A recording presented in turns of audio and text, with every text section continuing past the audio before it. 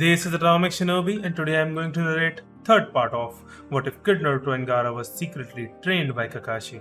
If you enjoy this video, please like, share, and subscribe to this channel. Now wasting no time, let's start the story. That moment was almost here. When Gaara, as she was now called, was going to enroll in the academy. It had been a long year since Suna's young refugee moved in with Kakashi and Naruto on the vast Namikaze estate. At the moment, the young boy with silver hair and the black mask was traveling to the academy.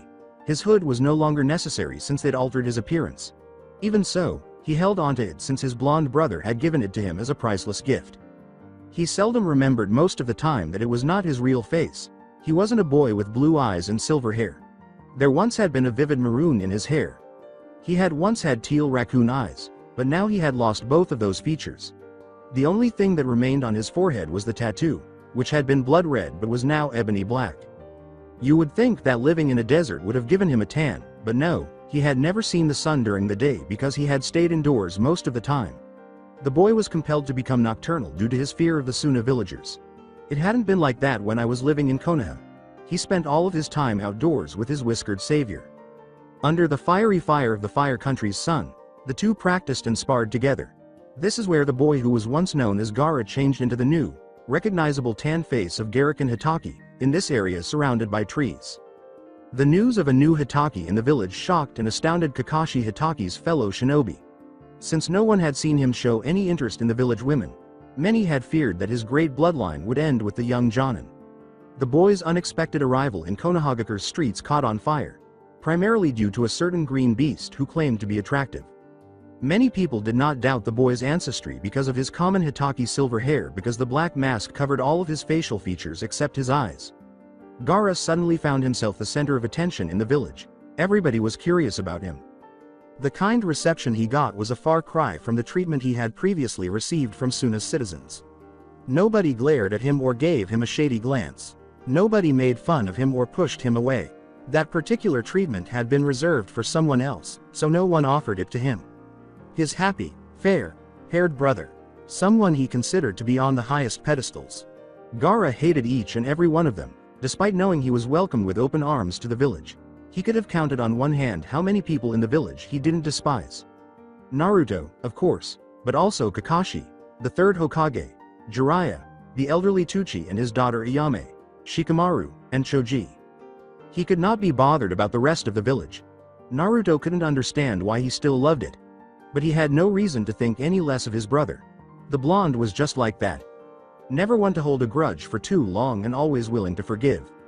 Now he was approaching the academy's well-known gates, where you would wait for the blonde with the whiskers. For them, it had become the norm. When Naruto was done for the day, Gaara would come and wait to walk home with him. Naruto would leave for the academy alone in the morning. The bell, with its high-pitched shrill, signaled the end of classes. Children poured out of the doors in a throng, desperate to escape their educational prison. He was still afraid of big crowds, so he would usually hide in the shadows until a blonde hair spike showed up. He could always locate Naruto and his two other pals, Shikamaru and Choji, by the swing. He had never met Ino, the girl his brother had talked about so much. He knew it would be a while before he did after one specific outburst a few mouths ago. The disgruntled boy had informed him that his friend Ino, a blonde girl, had begun to exhibit signs of a crush on a boy whose clan had recently been slain. The boy had been the only one who'd lived. When his blonde brother attempted to approach the boy and extend his friendship, he was with Naruto. Additionally, he had witnessed the boys turn down the whiskered blonde's offer. Now that he thought about it, he didn't particularly like Sasuke Uchiha either. Gaara walked over to the three boys who were sleeping beneath the tree's shade and gave them a shy greeting. He was still unable to communicate well with others, and he wasn't entirely sure why.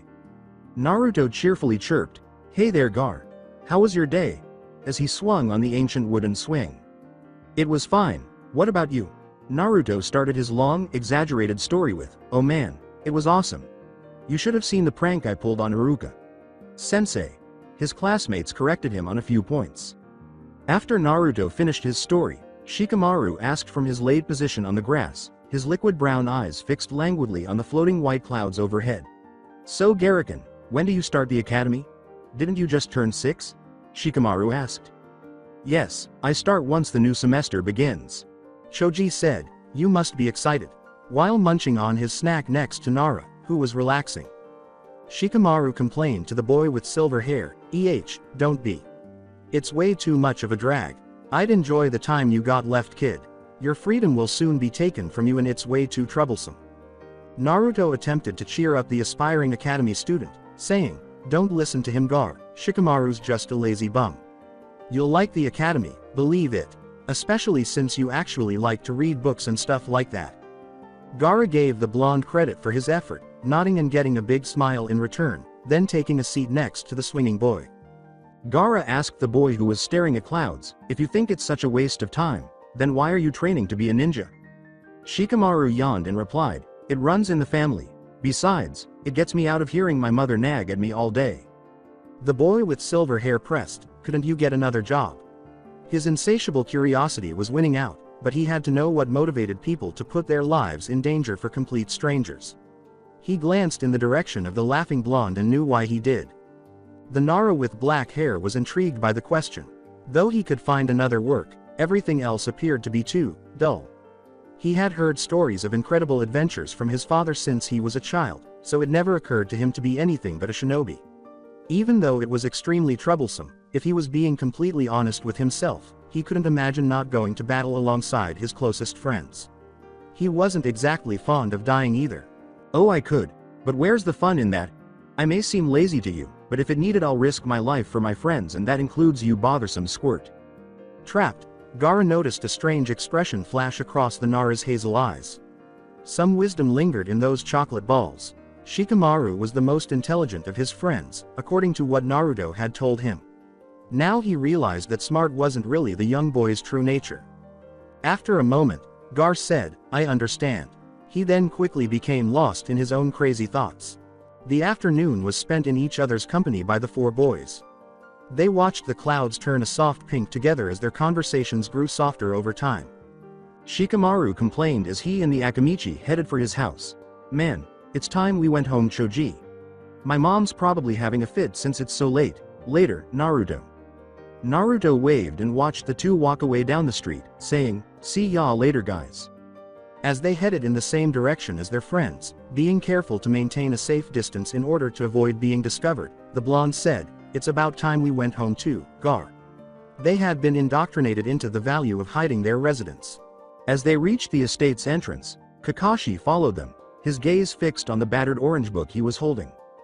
Naruto lamented, Kakashi, I thought you were home already, as he noticed the recognizable head of silver emerge from the entrance to the village.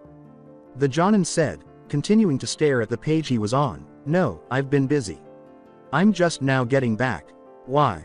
The blonde replied pitifully, clutching his growling stomach and acting as though he was weak from starvation, I was hoping you'd have dinner ready. Kakashi stopped in mid-step and turned back the way he had come, laughing. The two boys exchanged a puzzled look and then followed the shinobi as he left. Naruto called after the silver-haired Jonin, hey, where you going? Ikiryaku's. As twin torpedoes whizzed past him in a gusty wind, he remained silent. The masked Jonin grinned and made his way along at his own slow pace. The boys had already finished their third bowl of ramen by the time he got to the stand. Kakashi simply sat down and began on his own bowl, which had already been placed for him at his usual seat. He was used to the insane amounts the two could pack away. They were, after all, regulars, and judging from the old ramen seller's smile, apparently also favorites. To Kakashi's dismay, they did play a major role in the stand's prosperity and heavy income. It had only been a week. 1 week to go until the Academy's induction ceremony. 1 week prior, he would also begin accompanying Naruto to the Academy in the mornings rather than only in the afternoons. There is only 1 week to go. Perched on top of the fourth Hokage's head were Naruto and Gaara. It was a Saturday. Since there were no classes to attend, it was the perfect day to be out and about. Like any other day, it had begun with warmth and sunshine. Naruto asked the smaller, masked boy by his side, okay, answer this one. What was the Nidaime, Tobirama Senju, famous for? He was the younger brother of the first Hokage. He created the academy, Anbu, Konoha's military police, and the Chunin exams, Gaara said after giving it some thought. With his tongue protruding from his mouth, the blonde nodded and jotted down the boy's words in his notebook. Gaara always made him complete his weekend homework before they could go out and have fun. He was famous for his use of water release ninjutsus, and for creating many space time ninjutsus like the Flying Thunder God technique. Gaara went on. Flying Thund. Wait, that's my dad's famous technique, the blonde wrote, nodding. That's right. The second Hokage created it, but couldn't get it to work properly however. Curious, Naruto cocked his head to the side and said, but I thought my dad made it? No, the fourth Hokage perfected it and made it famous. The second Hokage also created the shadow clone technique. The blonde exclaimed with joy as he started writing the responses that had been given to him. He did? No way. You do know everything, Gaara. Gaara was used to being Naruto's walking reference book. He enjoyed lending a helpful hand to the overly eager blonde. He had taken it upon himself to become as knowledgeable as possible about anything that might be relevant to his furry sibling. Gaara shook his head, blushing slightly at the compliment. No, I just like to read, that's all. Naruto grinned happily as he completed the last of his horrifying worksheet. I wish I could learn like that, but reading's too boring. So it's a good thing you're around to tell me the things I need to know, he exclaimed. The blonde went on, now that that's done, how about having some real fun? While he tucked his schoolwork into a storage seal he was carrying. Agreeing, Gaara trailed the boy dressed in orange into Konoha's midday streets. While strolling, Naruto stumbled on an odd-looking rock, sending him flying into the unclean road. Naruto scratched his hurting head and exclaimed, "Ah, who the hell put that box there?" Looking more closely, Gaara lifted the box to reveal a boy about his age with a scarf and helmet on. The strange boy shot back, "Hey, why'd you go and do that for? You're messing up my disguise," with an angry tone.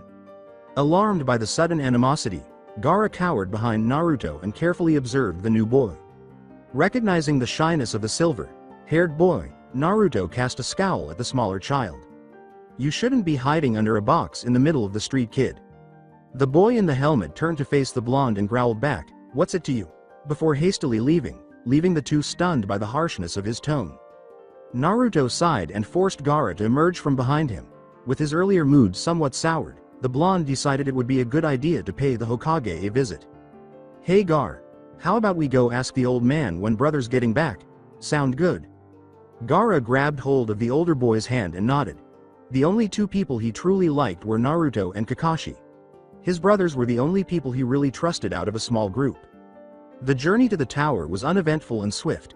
After they were able to slink past the many shinobi they came across, their spirits rose. As soon as they saw the Hokage's office's recognizable grand red door, they crossed the threshold into a spacious, brightly lit space where an old, familiar face was working diligently to reduce the ever-increasing mountain of paperwork. As the two boys came in, Naruto exclaimed, "Yo old man. When's Kakashi coming back from his mission?"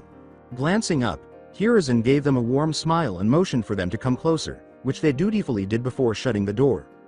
"You know it was a last-minute assignment. It's hard to tell with those.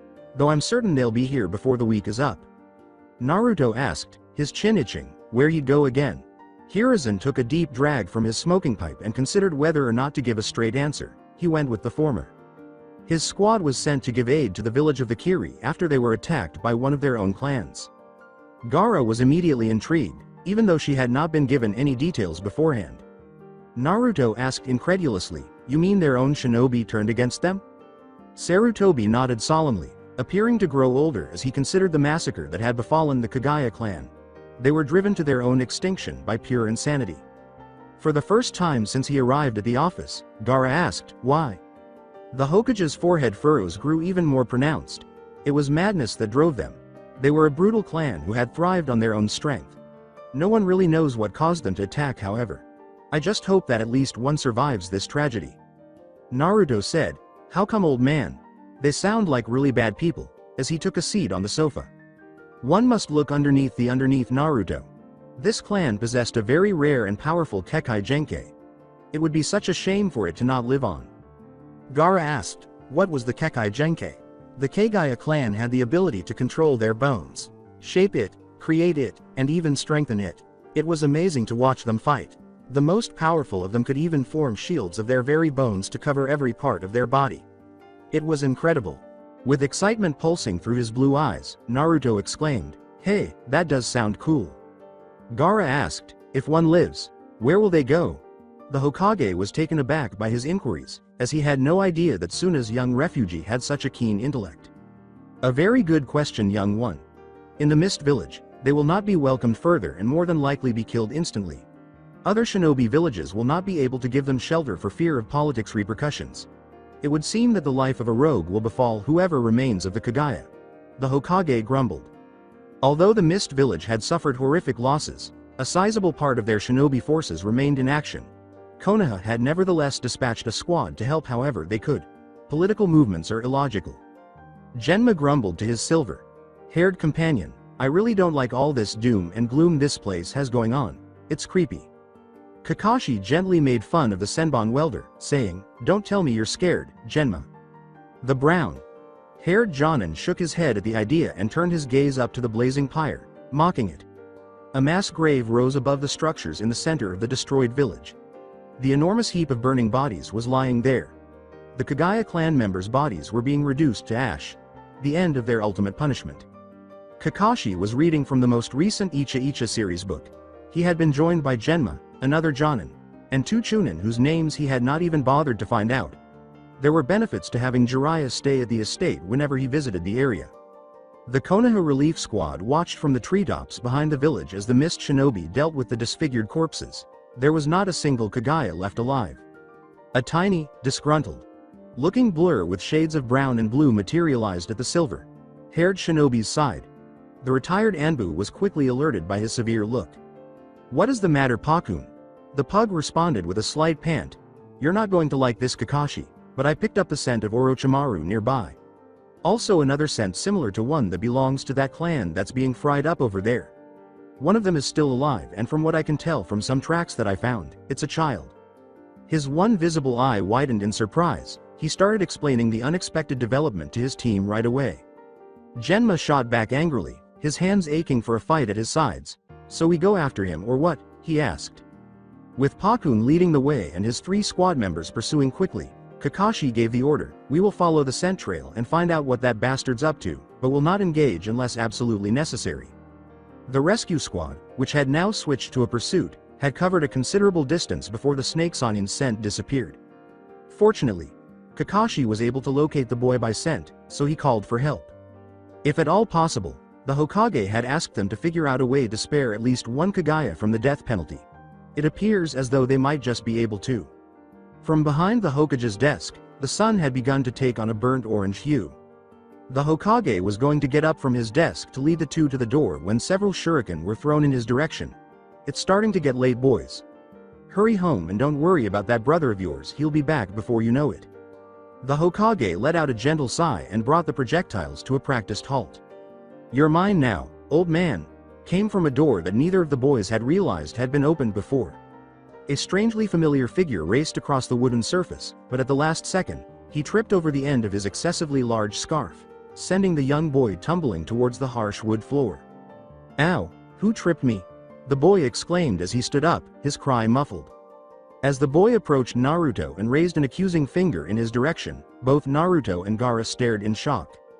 You guys again? It was you, wasn't it, Blondie? Naruto grabbed the boy by the front of his shirt and scarf and lifted him off the ground, angrily retorting, Arg, you tripped over your own feet, dork. The boy charged in, but a tall, sunglasses-wearing shinobi quickly came to his defense. Hey you! Get your dirty hands off of him. He's the honorable grandson of the honorable 3rd Hokage. The boy in the helmet had a smug smile on his face as the taller boy held him just inches off the ground. What's the matter? I thought you were going to hit me, tough guy, afraid cause the 3rd Hokage is my grandfather. The boy with the whiskers changed into an enraged face as he punched the boy on top of his head, losing his grip and sending the boy sprawling to the ground. I don't care if he's your grandmother. So believe it. The boy watched in shock as the two boys left the office, a peculiar expression crossing his face. The sunglasses-wearing Jonin let out a startled shriek as she rushed to the side of the injured boy. Naruto called out to the amused Hokage at his desk over his shoulder before turning to leave. See ya around, old man. Gaara followed the departing blonde, bidding him farewell and hurrying on. As they made their way down the street in the direction of their house, Naruto complained, Sheesh, can you believe that shrimp? Thinking I tripped him? He shouldn't be wearing such a long scarf, that what he should be doing. When the blonde's irate murmurs subsided, Gaara softly questioned, did you hear what he screamed as he tried to attack the Hokage? At the abrupt question, Naruto arched an eyebrow, shook his head no, and bided his time for the boy with the silver hair to go on. He said, "I'll defeat you, old man, and become the 5th Hokage." The blonde asked aloud, "5th Hokage, huh?" as he raised his blue eyes to the dusk sky. "Well, he's gonna have to beat me before then too, cuz I will become Hokage." Gaara grinned and said, "Besides, the boy probably doesn't know that to be Hokage he would have to be chosen by the current Hokage and the village council. He doesn't get anything by defeating him." Hearing the exuberance in his voice return, the news causes Oceanic's wide eyes to widen with surprise. "What? No way, are you serious, Gar?" The look of alarm on the blonde's face caused his silver brows to quiver. "Yes, it is in the shinobi by laws." The boy with the whiskers had stopped completely and had a very serious expression. Naruto uttered the words, That's not good," with sorrow, his hair casting a shadow over his usually bright eyes. Prior to Gaara's reply, the blonde went on, "The council. That will be the hardest part of becoming Hokage then." "How come? I almost wasn't able to go to the academy, you know. The old man had to pull a lot of strings for me to go. Apparently the civilian council didn't want me going to classes with other kids and much less become a ninja. I just don't get why they don't like me." Recognizing where Naruto was coming from, Gaara found herself inclined to concur.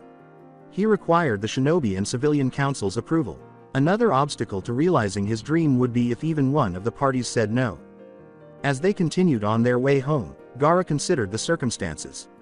Still, his undeveloped mind was unable to come up with anything useful. This was not something he had read about in any book. "I must read new books." The boys with blue eyes were brooding about their circumstances when they became aware of a tiny shadow trailing them. This little person was shocked to see the two on the clan district street because they had managed to stay hidden from them. They were something he had never seen around there. The shadow trailed the restless boys after his curiosity overcame him. His poor attempts at camouflage, however, still left much to be desired. Fortunately, though, neither of them noticed because they were both lost in thought. His curiosity increased tenfold as they entered a path through the forest. Why were two children of his age in a forest at this late hour of the day? The way home was illuminated by the dusk moonlight and the twinkling stars, as the sun had already set some time ago. Once they had broken through the tree line and into a large clearing, the small shadow was in awe of the estate. "This has been here since when?" But forgetting his earlier concern for staying hidden, he involuntarily exhaled astonishedly. "Wow, this place is huge." The two boys at the estate's entrance spun around to confront the intruder upon hearing his loud cry. Their expressions were clearly ones of shock. It was the earlier child. "That shrimp, what is it doing here?" Naruto growled, "Hey you, what do you think you're doing here? How did you find this place?" Raised from his daze, the figure emerged from his hiding place and turned to face the enraged blonde who was coming towards him, looking sheepish. "I was heading home when I saw you guys. What are you guys doing out here anyway?" Naruto curtly replied, "We live here, duh. What does it look like we're doing, shrimp?" with a raised eyebrow in irritation. "You two live here?" "No way, I've never seen this house before and I've lived in this part of the village all my life," the youngster replied. Disregarding the remark, Naruto scanned the surrounding forest in search of more surprises. After catching the boy off guard and causing him to cry out in shock, he swiftly unlocked the entrance. Gaara and Naruto pushed the child with the scarf into the wide hallway, and as they did so, the latter shut the door behind them and pivoted to face the child. The blonde's voice echoed through the room, "Okay, listen here, shrimp. I don't care if the old man is your grandfather, but if you tell anyone, and I mean anyone, about our home, I will beat you to a pulp. Believe it." Looking at Naruto, the third Hokage's grandson appeared to shrink, alarmed by the deadly blue gaze fixed on him. He looked over at the boy with the mask on and saw those same blue eyes narrow dangerously at him. He could do nothing but nod feebly in agreement. "I promise. I won't tell anyone. I swear." The hallway had become tensely silent. After regaining his voice, he posed another query. "So why'd I have to keep it a secret?" Gaara and Naruto exchanged a worried glance, unsure of how to handle the unexpected situation they had found themselves in. Kakashi intended to murder them. Gaara answered after a stiff moment, saying, "I hope you can understand that our older brother doesn't like having strangers around. He's very paranoid about our family's privacy." The grandson of the Hokage appeared unimpressed, but he stopped arguing. He examined the house closely and was astounded by its beauty. It exceeded the size and quality of the Sarutobi estate, his own home. "So what are your names?" With a raised eyebrow, Gaara spoke clearly. "My name is Garakan." I'm Naruto. What's yours, shrimp? Hey, I'm not a shrimp. My name's Konohamaru. Naruto began removing his shoes, his anger dissipating rapidly as he scratched the back of his head. The blonde man asked, Konohamaru? Cool name, kid. You hungry? As he made his way down the lengthy hallway that led to the kitchen. Perplexed by the abrupt shift in demeanor, Konohamaru turned to face the boy with the silver hair, who was roughly his own height, and cast a questioning glance at him. Gaara saw the look and just shrugged, taking off his own shoes and trailing behind the spiky blonde. The young Sarutobi quickly kicked off his shoes at the entrance along with the rest of the footwear and headed in the direction that the other two had gone, not wanting to be left behind. For the 5, soon BE6 year olds, the spacious and cool kitchen came as quite a surprise. He observed Garakan and Naruto, the two boys, hard at work preparing a few cups of instant ramen. Konohamaru smiled and said, Hey, I love ramen. It's one of my favorite foods right alongside chocolate-covered bananas, as he walked up to them. A broad smile stretched over Naruto's sun-kissed, whiskery face. Ramen's my favorite food in the entire world. Have you ever been Ichiryaku's? They have the best ramen ever? Konohamaru shook his head no, listening with rapt attention to the variety of ramen the blonde had sampled from his favorite ramen stand. While they waited for the noodles to cook for the required 3 minutes, Naruto said, You can come with us sometime if you'd like. Gaara and I eat there every day at least once. Konohamaru grinned at the idea. Yeah, that sounds great. The brown-haired boy had warmed up to his blonde brother so quickly that Gaara had watched in silent exhaustion. Observing their growing friendship unnerved him. Though he was aware of the feeling, he made an effort to ignore it. It was not the moment to be envious of those who had recognized his brother's greatness. There was an unofficial ramen eating competition going on at the table, and Naruto was declared the winner after devouring 10 cups, followed by Gaara with 8 and Konohamaru with 5. Over time, Konohamaru's curiosity about the shy boy wearing a mask increased. Since his arrival, he had scarcely spoken. The young Sarutobi tried to introduce himself and start a conversation. So are you in the academy too like Naruto? Gaara shot back, shaking his head, No, I start next week. I'm just about to enter. Konohamaru's dark eyes glistened with a newfound sparkle. That's so great, I start next week too. We'll be in the same class. Gaara, taken aback by the revelation, said nothing while the other boy exclaimed about how fantastic it would be that they would at least know one another. The boy with the silver hair nodded to Konohamaru's delight. We have to sit together, promise? Naruto grinned, glad that since Gaara was such a quiet boy, at least he wouldn't have to worry about him making friends in his class. Konohamaru only needed to take one glance at the boy to realize that Gaara would be making a wonderful friend. In addition, the child's love of ramen immediately made him acceptable in his eyes. Above the horizon, the sun was rising with a brilliant explosion of pink and yellow. It was cool, sweet, and fresh air.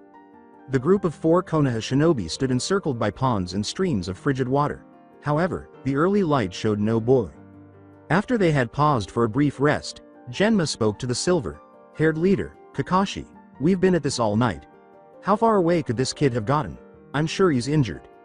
Persistent from years of experience, Kakashi rested atop one of the tree's higher branches, remaining vigilant. Upon hearing Genma, his dark gray eye darted to the floor where the others were seated and made eye contact with the man with brown hair. His scent is getting stronger. A couple more leads and we should have him. So rest up, we're moving out in another couple of minutes. His attention is back on the sky, not waiting for a reply. A pall of misfortune and unluck appeared to loom large. The air was heavy with premonition, even though the sky was bright and the trees were growing tall. It made the retired Anbu uneasy. Gazing off into the direction they were about to take, the hairs on the back of his neck stood on end. He was confident that something significant was going to occur. Who are we going to look for first? Is it the last of the Kagaya or the Snake Sanin? After resting for an additional 5 minutes, they resumed their journey along the trail. They focused on speed as they moved silently.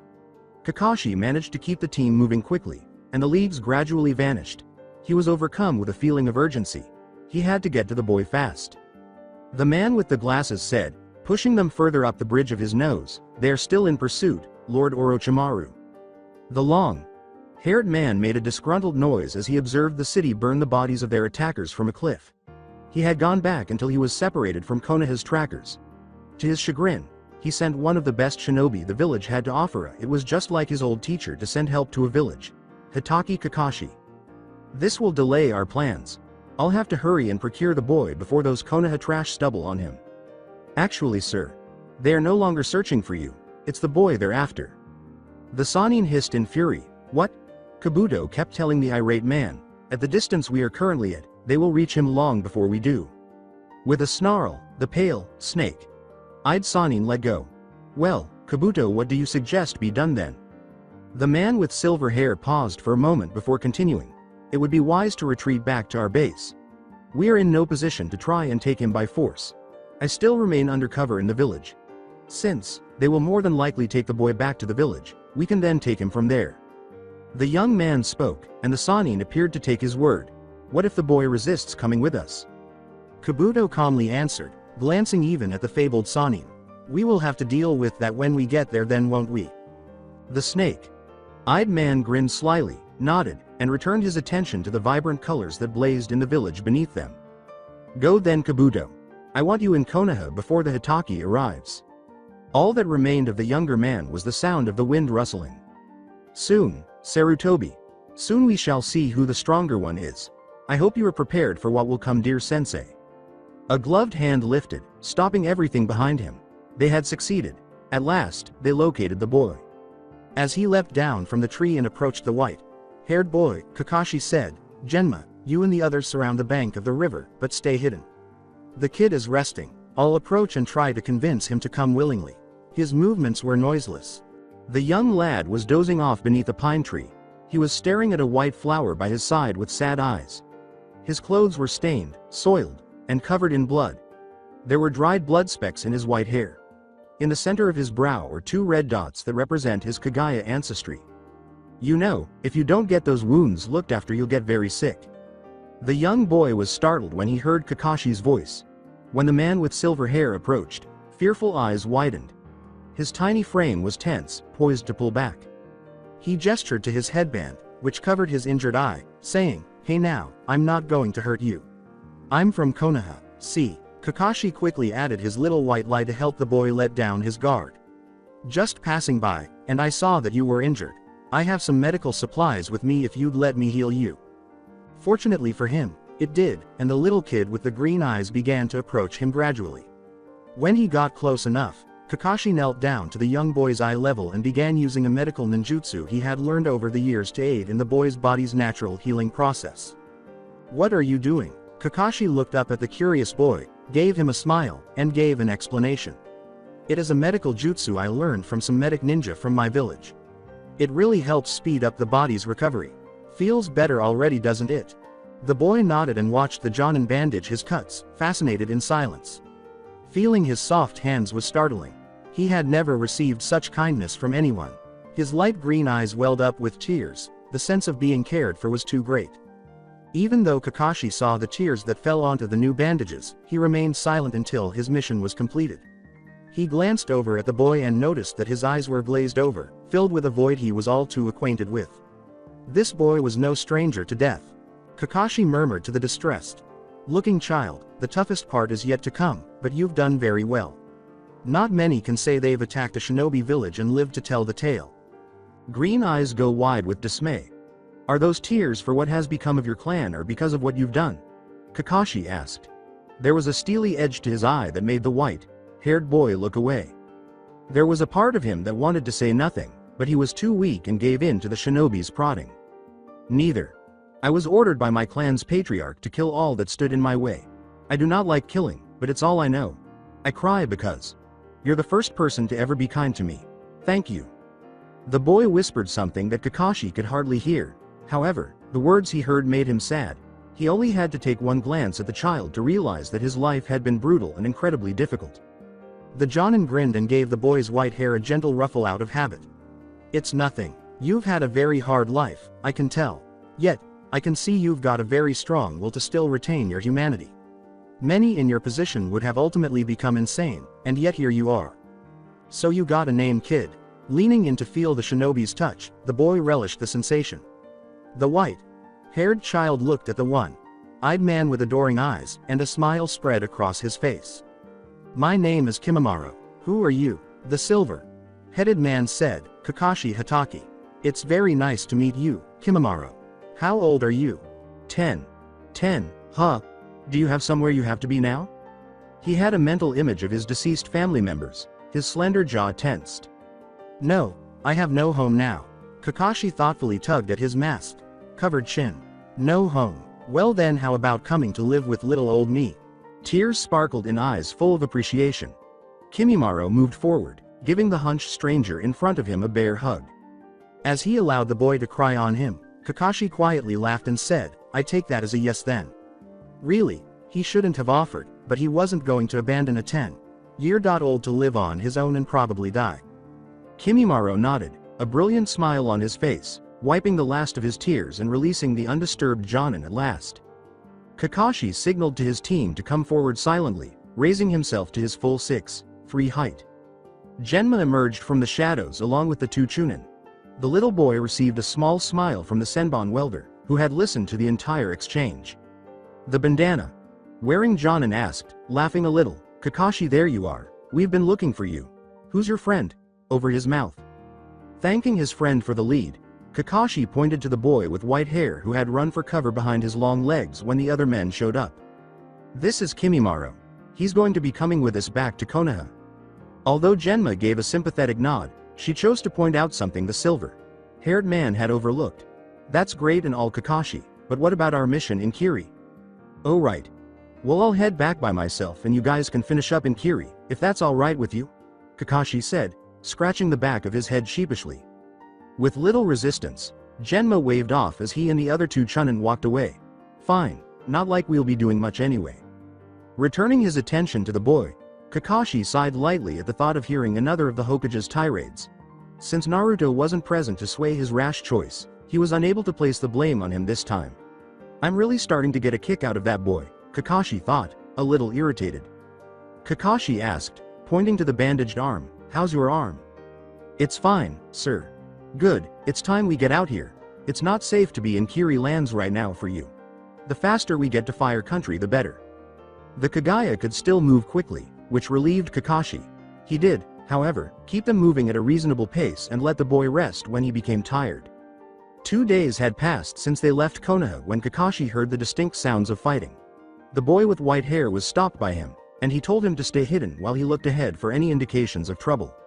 I'll give a signal to let you know if it's alright. After saying his last words, Kakashi turned to go in the direction from which he could hear metal hitting metal, swords. The scene that awaited him further down the dirt road they were currently traveling on had not prepared him. Zabuza Momochi, a former Kiri nin and swordsman of the mist, was fending off an assault from what appeared to be 3 bounty hunters. He was aware that Zabuza could easily hold his own and defeat his attackers in normal circumstances. However, Kakashi saw that the man was adopting a more defensive than an offensive posture. He realized why when he saw the small child peeking out from behind the Misen.nin. Kakashi, keeping his presence hidden, observed the battle with a critical eye. The bounty hunters were nothing special, but the missing.nin, who had to both protect the child and repel his attackers, was finding it too hard to deal with their sheer numbers. With a stroke of luck, one of the hunters cut the missing nin's right leg. One of the hunters only had to make a brief mistake to charge toward the young child with deadly intent. When Zabuza saw the hunter approaching the black-haired child with a sword extended, he cried out in fury. Though he battled the other two opponents, he was aware that he would not be able to save the child in time. He waited for the infantile cry of eternal terror, but all he heard was the struggled cry of a man who was now permanently silenced. Looking with surprise in the direction he had last seen his little charge, he saw only the lifeless body of the hunter who had gotten past his guard in the absence of a child. Zabuza was filled with alarm since he had no idea what had happened to the child. Haku. Observing the shinobi's immobility due to shock, the bounty hunters proceeded with the killing. However, they were all taken aback when a second man with silver hair leapt from the treetops and landed on one of the bounty hunters' backs. The new man turned around and faced the demon of the mist, the former Anbu of Kiri, after driving his kunai across the hunter's neck in a slashing motion. Without giving the final hunter a chance to orient himself, Kakashi impaled him through the chest with his kunai. The Jonin, now smeared with other people's blood, swatted the red liquid from his preferred weapon and turned to confront the swordsman who had frozen. Kakashi put his kunai back in his weapons pouch and said, "Yo," in a nonchalant manner. The man with the bandage mask was horrified and found it difficult to process the abrupt change in his circumstances. The missing.nin was about to say something, but Kakashi interrupted. It's safe to come out now. Two kids leapt down from their hiding place in the foliage at his signal. Haku! Zabuza yelled to the young child with black hair, who promptly approached him. The kid's fine. I managed to get to there in time before that bounty hunter could. The tall, tan man grimaced as he recognized the one-eyed shinobi in front of him. With a sudden voice, Zabuza said, "Even though I had this under control, you saved my life." Kakashi Hitaki of the Sharingan. He held out his right hand to the man with silver hair. Recognizing the other shinobi, Kakashi bowed his head and accepted the offered hand. Zabuza Momochi. It was nothing really. I couldn't really sit by and let a kid be killed. It's just not my style. The swordsman, stunned by the words of the Konoha shinobi, looked at the boy with white hair who was standing next to him. The boy knew right away who he was thanks to the clan marking on his forehead. It didn't take him long to identify him as the child they had crossed on their way out of Kiri on the night of the Kaguya attack. Kakashi put a guardian hand on the smaller boy's shoulder after noticing the fear in the missing nin's dark eyes. "I see you recognize him." Zabuza nodded briefly and moved a step closer when an excruciating pain shot up his leg. He saw that the cut one of the hunters had managed to make had soaked his right black pant leg with his own blood. The wound was not deep nor wide, but it bled copiously. The missing nin fell to the ground, leaning heavily on one leg. The child with black hair quickly ran to his side. "Lord Zabuza, you're injured. I'll be fine, Haku. Just give me a bandage. I need to stop this bleeding." Kakashi approached the wounded shinobi and said, "If you'd let me, I do know some medical ninjutsu." Zabuza shot a pointed glance at Kakashi. Kakashi quickly added, chuckling nervously, "Or not. It's cool, whatever you want." As he retreated from the child and the shinobi. Silently observing the exchange, Kimimaro's thoughts were attempting to recall the location of where he had last seen the two unfamiliar individuals. Approaching the village, the night of the attack flashed through his mind like a bolt of lightning. He went past the two men in front of him and another man who directed him to the village. Kakashi turned to face the white-haired boy after noticing his thoughtful expression. "Something on your mind, Kimimaro?" The boy shook his head and answered. He pointed to Zabuza and the young boy known as Haku and said, "No, it's just, I met them before." "Oh, where?" Before the boy could respond, Zabuza said, "The night of the attack. We were on the road leading out of the village." He stood heavingly on his left side to prevent aggravating his right leg further. The swordsman's first few steps caused an explosion of pain, but he bared it and moved determinedly toward Kakashi and Kimimaro. "It seems I owe you a debt for saving my life. I hope I can return the favor someday. You should be proud. Not many can say they saved the life of one of the legendary swordsmen of the Mist." Kakashi gave a silent nod of comprehension. The Mist's 7 swordsmen were renowned for having a strong sense of honor. It seems that Zabuza was no different. Kakashi waved and started to walk away, Kimimaro following closely behind. "Well, if you're all right, we'll be on our way now." As he watched the two go, the missing nin had a thought. Zabuza stopped the leaving shinobi in his tracks and said, "Say Hitaki, you're not thinking of taking that Kaguya boy with you to Konoha, are you? Don't you realize the danger that will put your village in?" After the swordsman's words there was a tense silence. Kakashi remained silent for a while. The silver-haired man trailed off softly. "He's better off with me safe within my village walls than out here where he could be killed or worse." Kimimaro remained motionless like a statue beside the stiff man, absorbing everything that was said. Zabuza shot back, looking shocked, "So you'd risk putting war at your village's doorstep for one kid? I'm sorry, but that is foolish." Kakashi was struck with a sudden and overwhelming sense of hopelessness upon realizing the veracity of the man's statements. The Hokage never mentioned bringing one to the village. Instead, he had asked them to save at least one Kaguya. By saving Gaara, he had already placed the village in danger. He could not, for the life of him, risk having another village demand war as retaliation for what he had done, as he now looked sorrowfully at the boy sitting next to him. Suna is already awful enough, Kakashi thought to himself. He gave a helpless shake of his head. There was a more noticeable slump to his shoulders. Zabuza identified the man's expression from a glance. A look he was all too familiar with. He looked over at the child he had saved from the horrors of his own world months before. He turned to face the Kaguya child, knowing that he would likely leave Haku behind and head elsewhere if he were in Kakashi's shoes. However, he would live the rest of his life feeling bad about it. But a thought, a revelation, began to seep into his consciousness. Feeling as though he was going to do the dumbest thing imaginable, Zabuza made an offer that would alter history and the lives of countless people. "Listen. I'll take care of the kid for you. I already have one following me, what's another? Kakashi turned around, shocked to meet the man's earnest gaze. He could not refute what he had just heard, even though it seemed impossible. The Jonin was taken aback by the offer, but he responded right away. Are you serious? Zabuza grimaced and shot back, standing again on more firm ground. Of course, or else I wouldn't have even mentioned it. Think of it as me paying off my debt to you. Though it was not for him to decide, Kakashi appeared shocked and hesitated, picturing all the possible outcomes if the boy was taken to Konoha. I will leave that up to Kimimaro. If he wishes to go with you, then so be it. The boy with white hair was observed by 3 pairs of eyes, or more accurately, by 2.5. Taking a deep breath and glancing at the others, Kimimaro said, If I go with you, Kakashi, sir, I will only bring you more trouble. I don't want to do that, you've been so kind to me. If it is for the best, I'd like to go with Zabuza. Kakashi knelt in front of the child, who appeared dejected, and put his hand over the boy's shoulder. I wish things were different, Kimimaro, but you will be better off under old Grumpy Pants' protection over there than what I can offer you in my village. With a menacing glare in the direction of the silver-haired shinobi, Zabuza interrupted, I can hear you, you know. Kakashi, giving in to his ingrained behavior, turned a dull eye and said, I'm sorry, did you say something? To the irritated man. The swordsman's face brightened to a brilliant red as he withheld his tongue, boiling over with rage at the shinobi's attitude. Who does he think he is now acting so cool for? The children's faces lit up at the 2 ninjas' actions.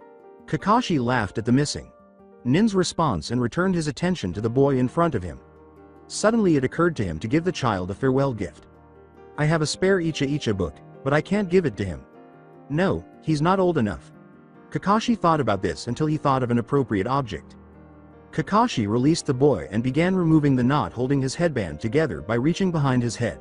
The former Kiri shinobi, who understood the significance of the headband, was taken aback by his actions. Kakashi grinned at the boy and gave him his old headband, saying, Here, I want you to have this. It's just a little something to remember me by, but don't go flashing it around. You could get in trouble. Only shinobi of Konoha can have this headband. So it's our little secret, okay? Gripping the metal plate tightly in his hands, Kimimaro stared at it in stunned wonder. It was something he had never owned. He had never received a gift from anyone before, much less one this significant. His vision was clouded by tears, which he attempted in vain to control. With regret, he gave the man in front of him his final embrace. He had no idea that a single person could hold such immense significance for him. It was all he could do not to laugh and give the boy a pat on the back.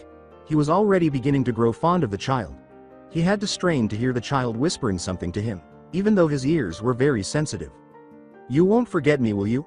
Kakashi's expression softened. The Jonin concluded with a smile. No, aside from that, I'm sure we will cross paths again. After all, it's a small world. Grinning back, Kimimaro brushed away the last of his tears and moved aside from the Jonin. He looked up at his new caregiver, nervously. He wryly said, Thank you for offering to watch over me. Zabuza merely gave the boy a nod before turning his attention back to the silver-headed, slouching man with his hands in his pockets. His scarred eye was getting better. Consider my debt terminated. Kakashi stepped forward and said, Thank you, Zabuza.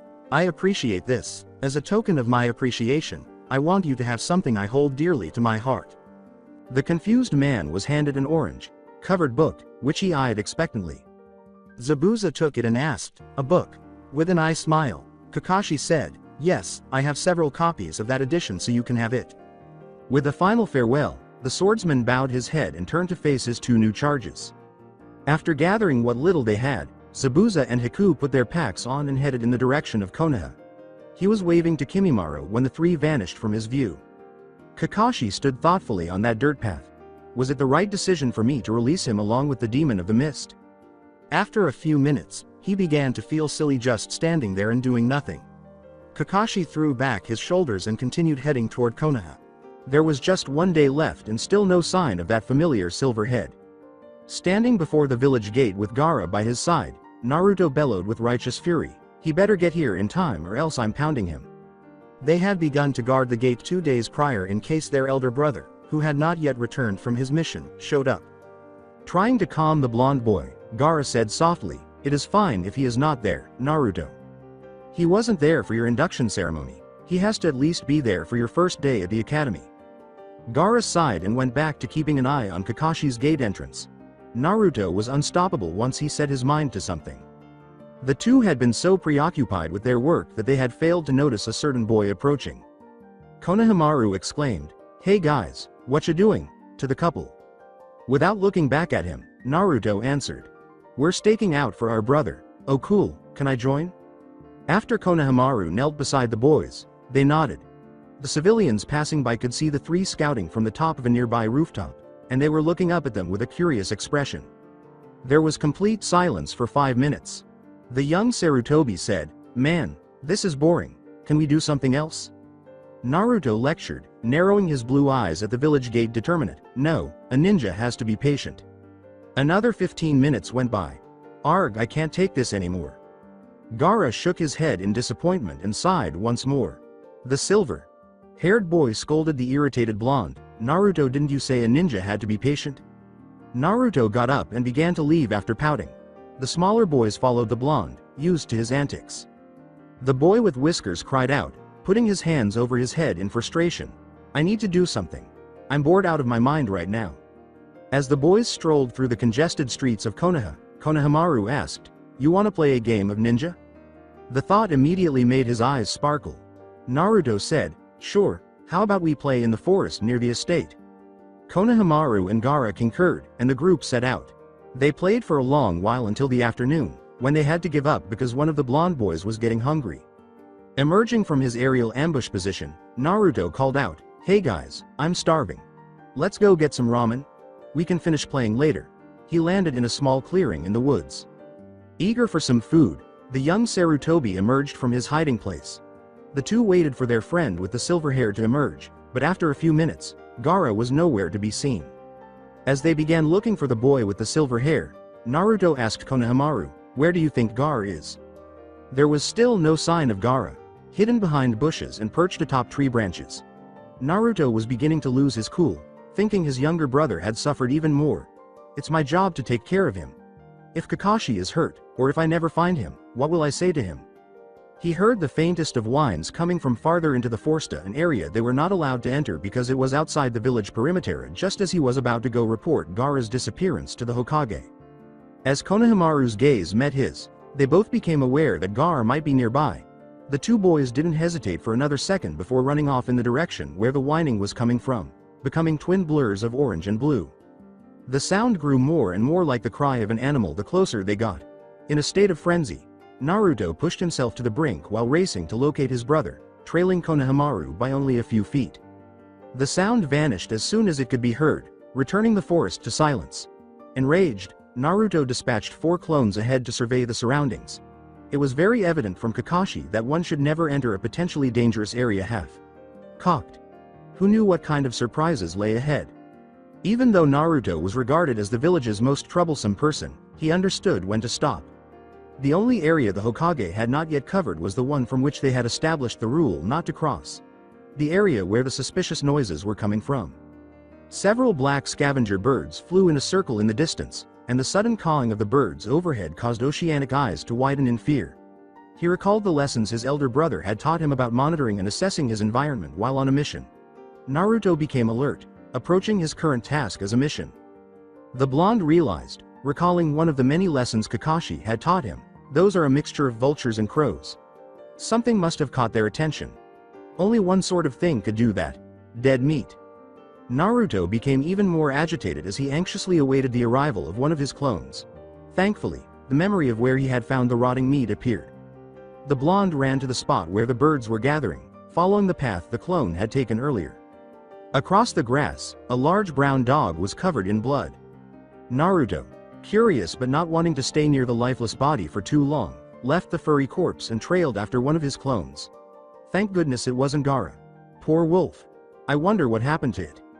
His mad dash for something was cut short by an abrupt shout from behind. After the blonde, Konohamaru yelled, "Naruto, hey, wait up." While waiting for the young child to catch up, Naruto looked around the deep forest, searching for any indications of his brother or his clones. A vision of Gaara suddenly came to him.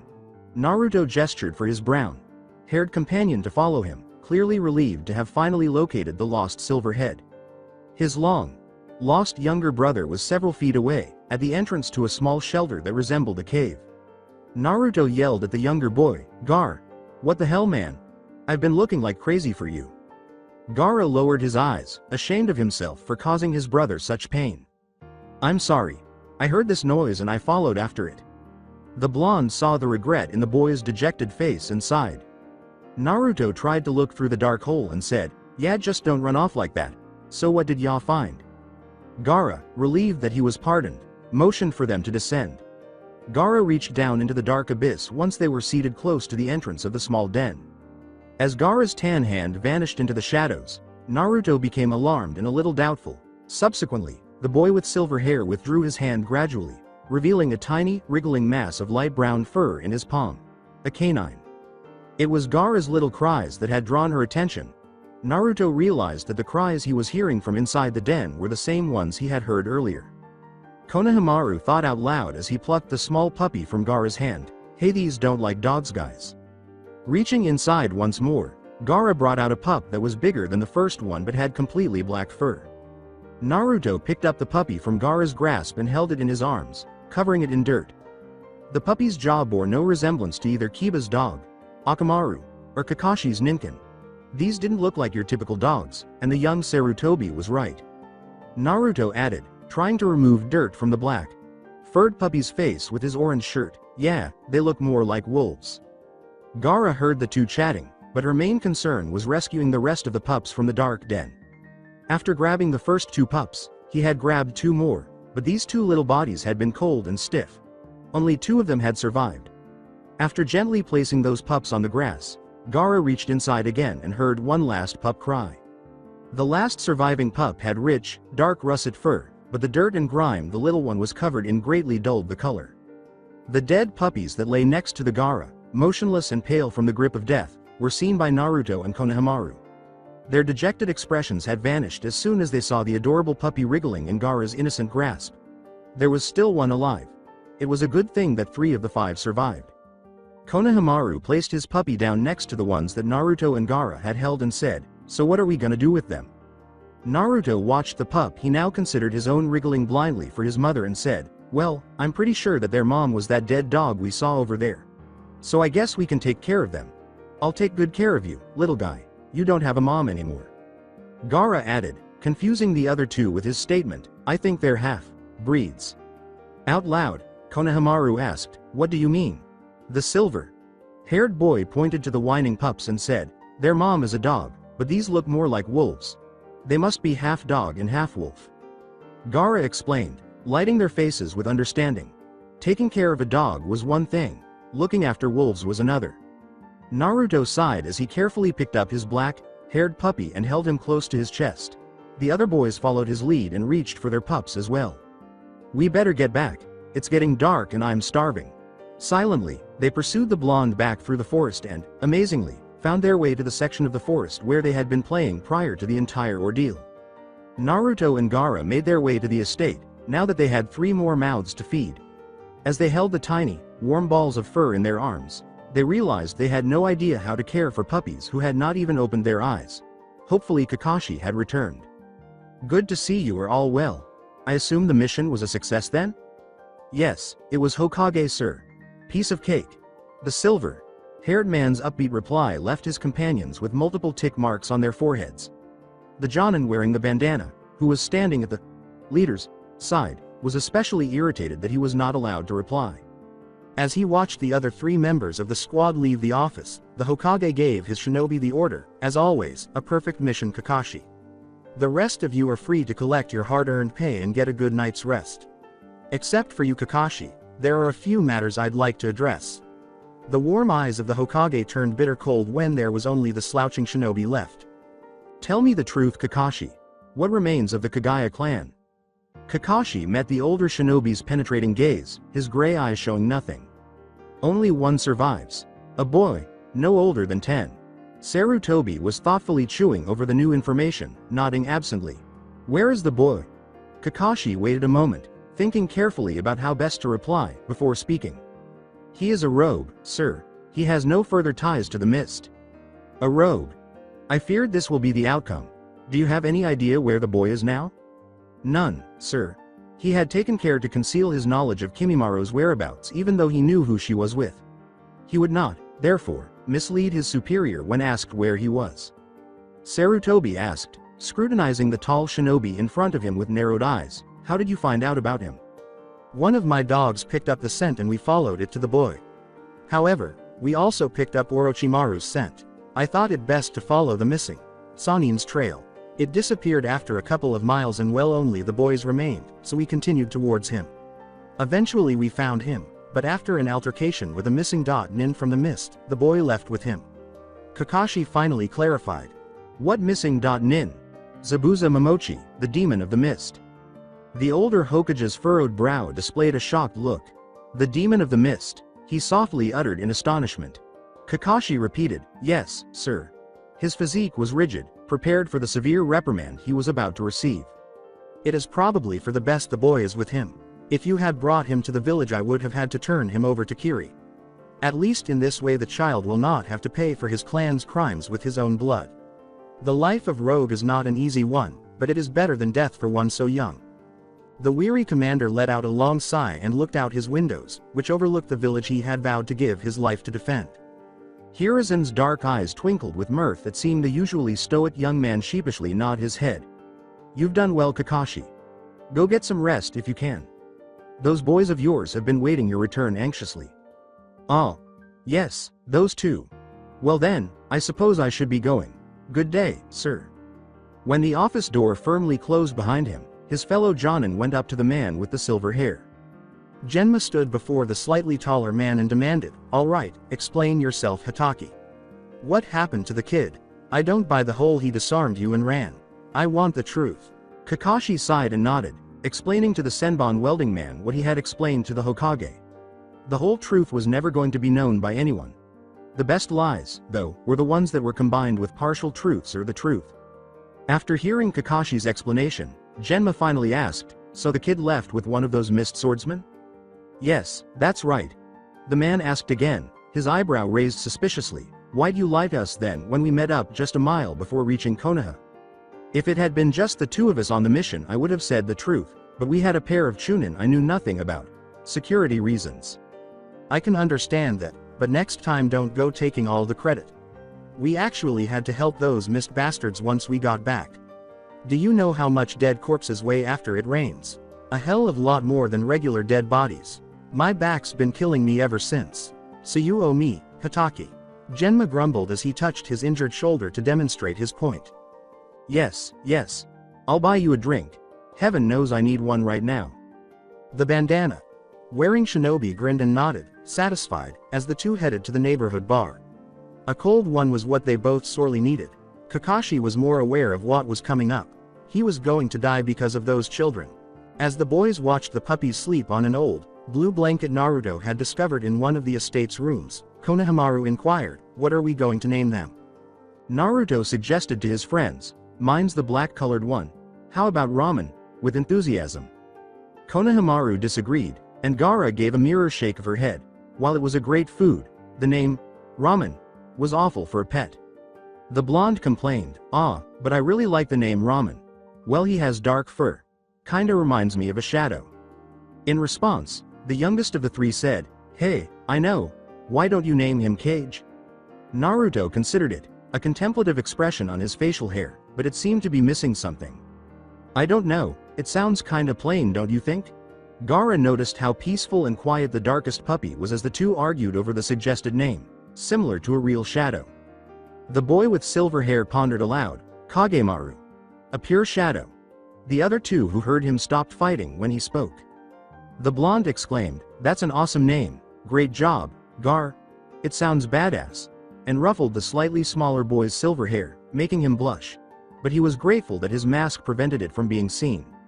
In response to the compliment, he said softly, "It just fits." With wide eyes, Konohamaru begged, "Name mine next, Garakan." Gaara's oceanic eyes examine the tiniest pup as she looks over at the others. The only other female survivor was her. Her paws were colored white as though she were wearing boots, and her fur was a light chestnut brown. They had found that she had a white spot in the shape of a diamond in the center of her brow after washing them with a warm towel. Gaara finally said, "Hoshi. because of the white spot on her forehead reminds me of a star. Konohamaru nodded as he turned to face the puppy he would be taking care of. I like it. You're really good at names, Garakan. The boy wearing the helmet grinned, caressing his dog's silky brown coat in return. Naruto sat down next to the silent Silverhead, nudging him and pointing to the last unnamed puppy. So what are you naming yours? Akito. His red fur looks like one of those red-colored leaves in the fall. Naruto was fixated on the puppy with the russet coat and couldn't agree more. The puppy's deep red fur was sleeker than his own, but it was still not that big, an exemplary case of autumn. One of his favorite things was always the warm springtime forest air. It had a sweet, fresh scent. The stroll through the night to the estate was enjoyable, but he was taken aback to discover that the tranquility persisted as he got closer to the vast estate. Everything was silent. A tad too silent. The young Jonin has learned through months of experience that his home was never inherently as quiet as it was at this moment. It was usually not a good sign for him when it was quiet. Stepping inside his house, Kakashi bided his time until the first of many practical jokes began. Still, nothing was being thrown at him. Having seen the boy's shoes at the door, he knew they were home. He was concerned when he checked the typical locations and saw that they had vanished.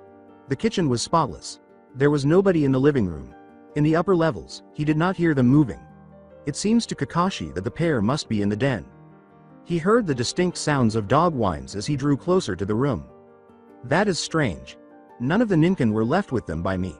Kakashi sighed, feeling uneasy because he had a bad feeling about what he would discover in the den. His view of what he was certain was a dog was obscured by two bodies. As the shinobi approached from behind, he glanced over the boy's absorbed gaze and his only open gray eye widened with astonishment. This, however, is not what was expected. 3 tiny canines. A furry puppy in shades of black, red, and brown was placed on a blanket in front of his 2 younger brothers. Naruto. Gaara. Explain, why are there puppies in the house? The 2 leapt to their feet and spun around to confront their taller man with silver hair. Ignoring the question, Naruto happily yanked himself onto the young man's leg and exclaimed, Kakashi, you're back. With a smile, Gaara said, welcome home.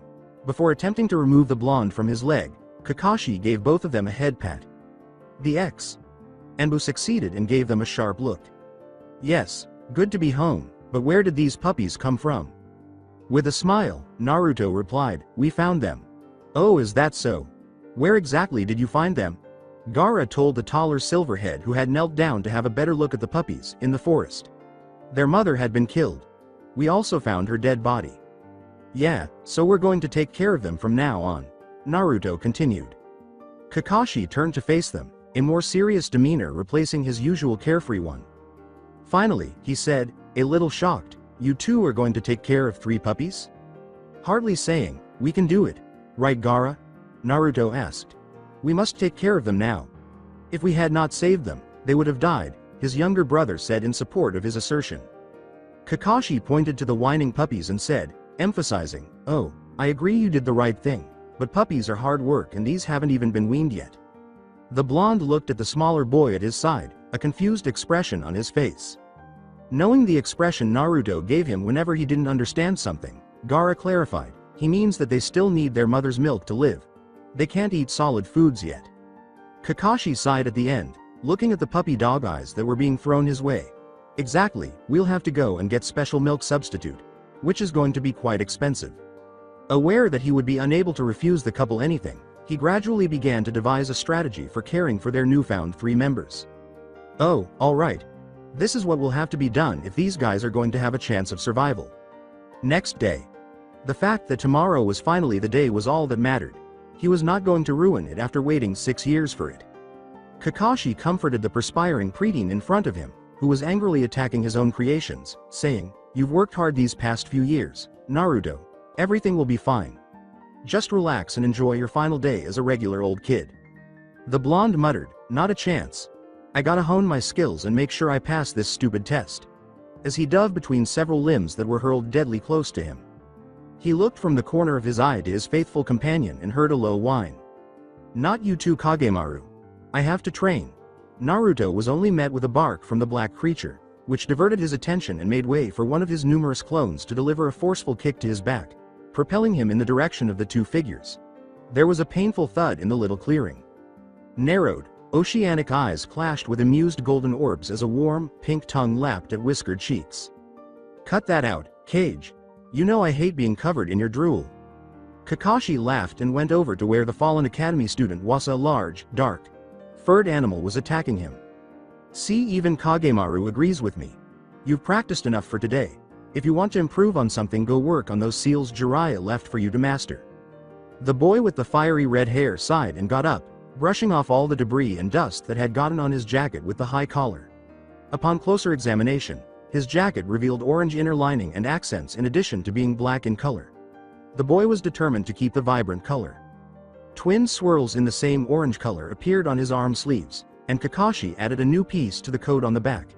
Maintaining the orange motif, a seal marking was positioned in the middle, exactly in between the two shoulder blades. The seal of Hiroshin. A seal designating the Namikaze clan's possessor. The contrast of the jacket had been a subdued way of honoring the families of both his parents. But nobody ever understood the seal's actual function or what it was. With the exception of his mentor and students, his father had ensured that no one was aware of the properties of the seal. Even though the original designs of the second Hokage had failed, he had gone so far as to wipe out all knowledge of them. It had been Gaara who had realized this. Someone else could have figured it out eventually if his father had been able to. It was also a simple method of making sure the family was safe. A backup plan in case something went wrong and they had to get in touch with each other right away. Even so, as of right now, their family consisted of just 3 people, or, if you included the elderly sage, maybe 4. Even though he had learned the Hiroshin seal as one of his first lessons, he lacked the chakra control necessary to execute it. Since there had never been a documented family name, his younger brother Gaara had proposed that the seal serve as a symbol for his lineage. Furthermore, there's no better way to pay tribute to his father's memory than by having his family represented by the very thing that made him notorious. A slight frown marred Naruto's usually cheerful face as he looked down at the same seal on the bottom corner of his burnt orange shirt. While his father had hoped he would be remembered as a hero, the exact opposite happened. It served as a continual reminder that, despite his best efforts to establish his value, the villagers would never recognize him. Blonde and accompanied by Kakashi and Kagemaru, Naruto replied to the silver-haired man, shaking off his depressing thoughts. "Right.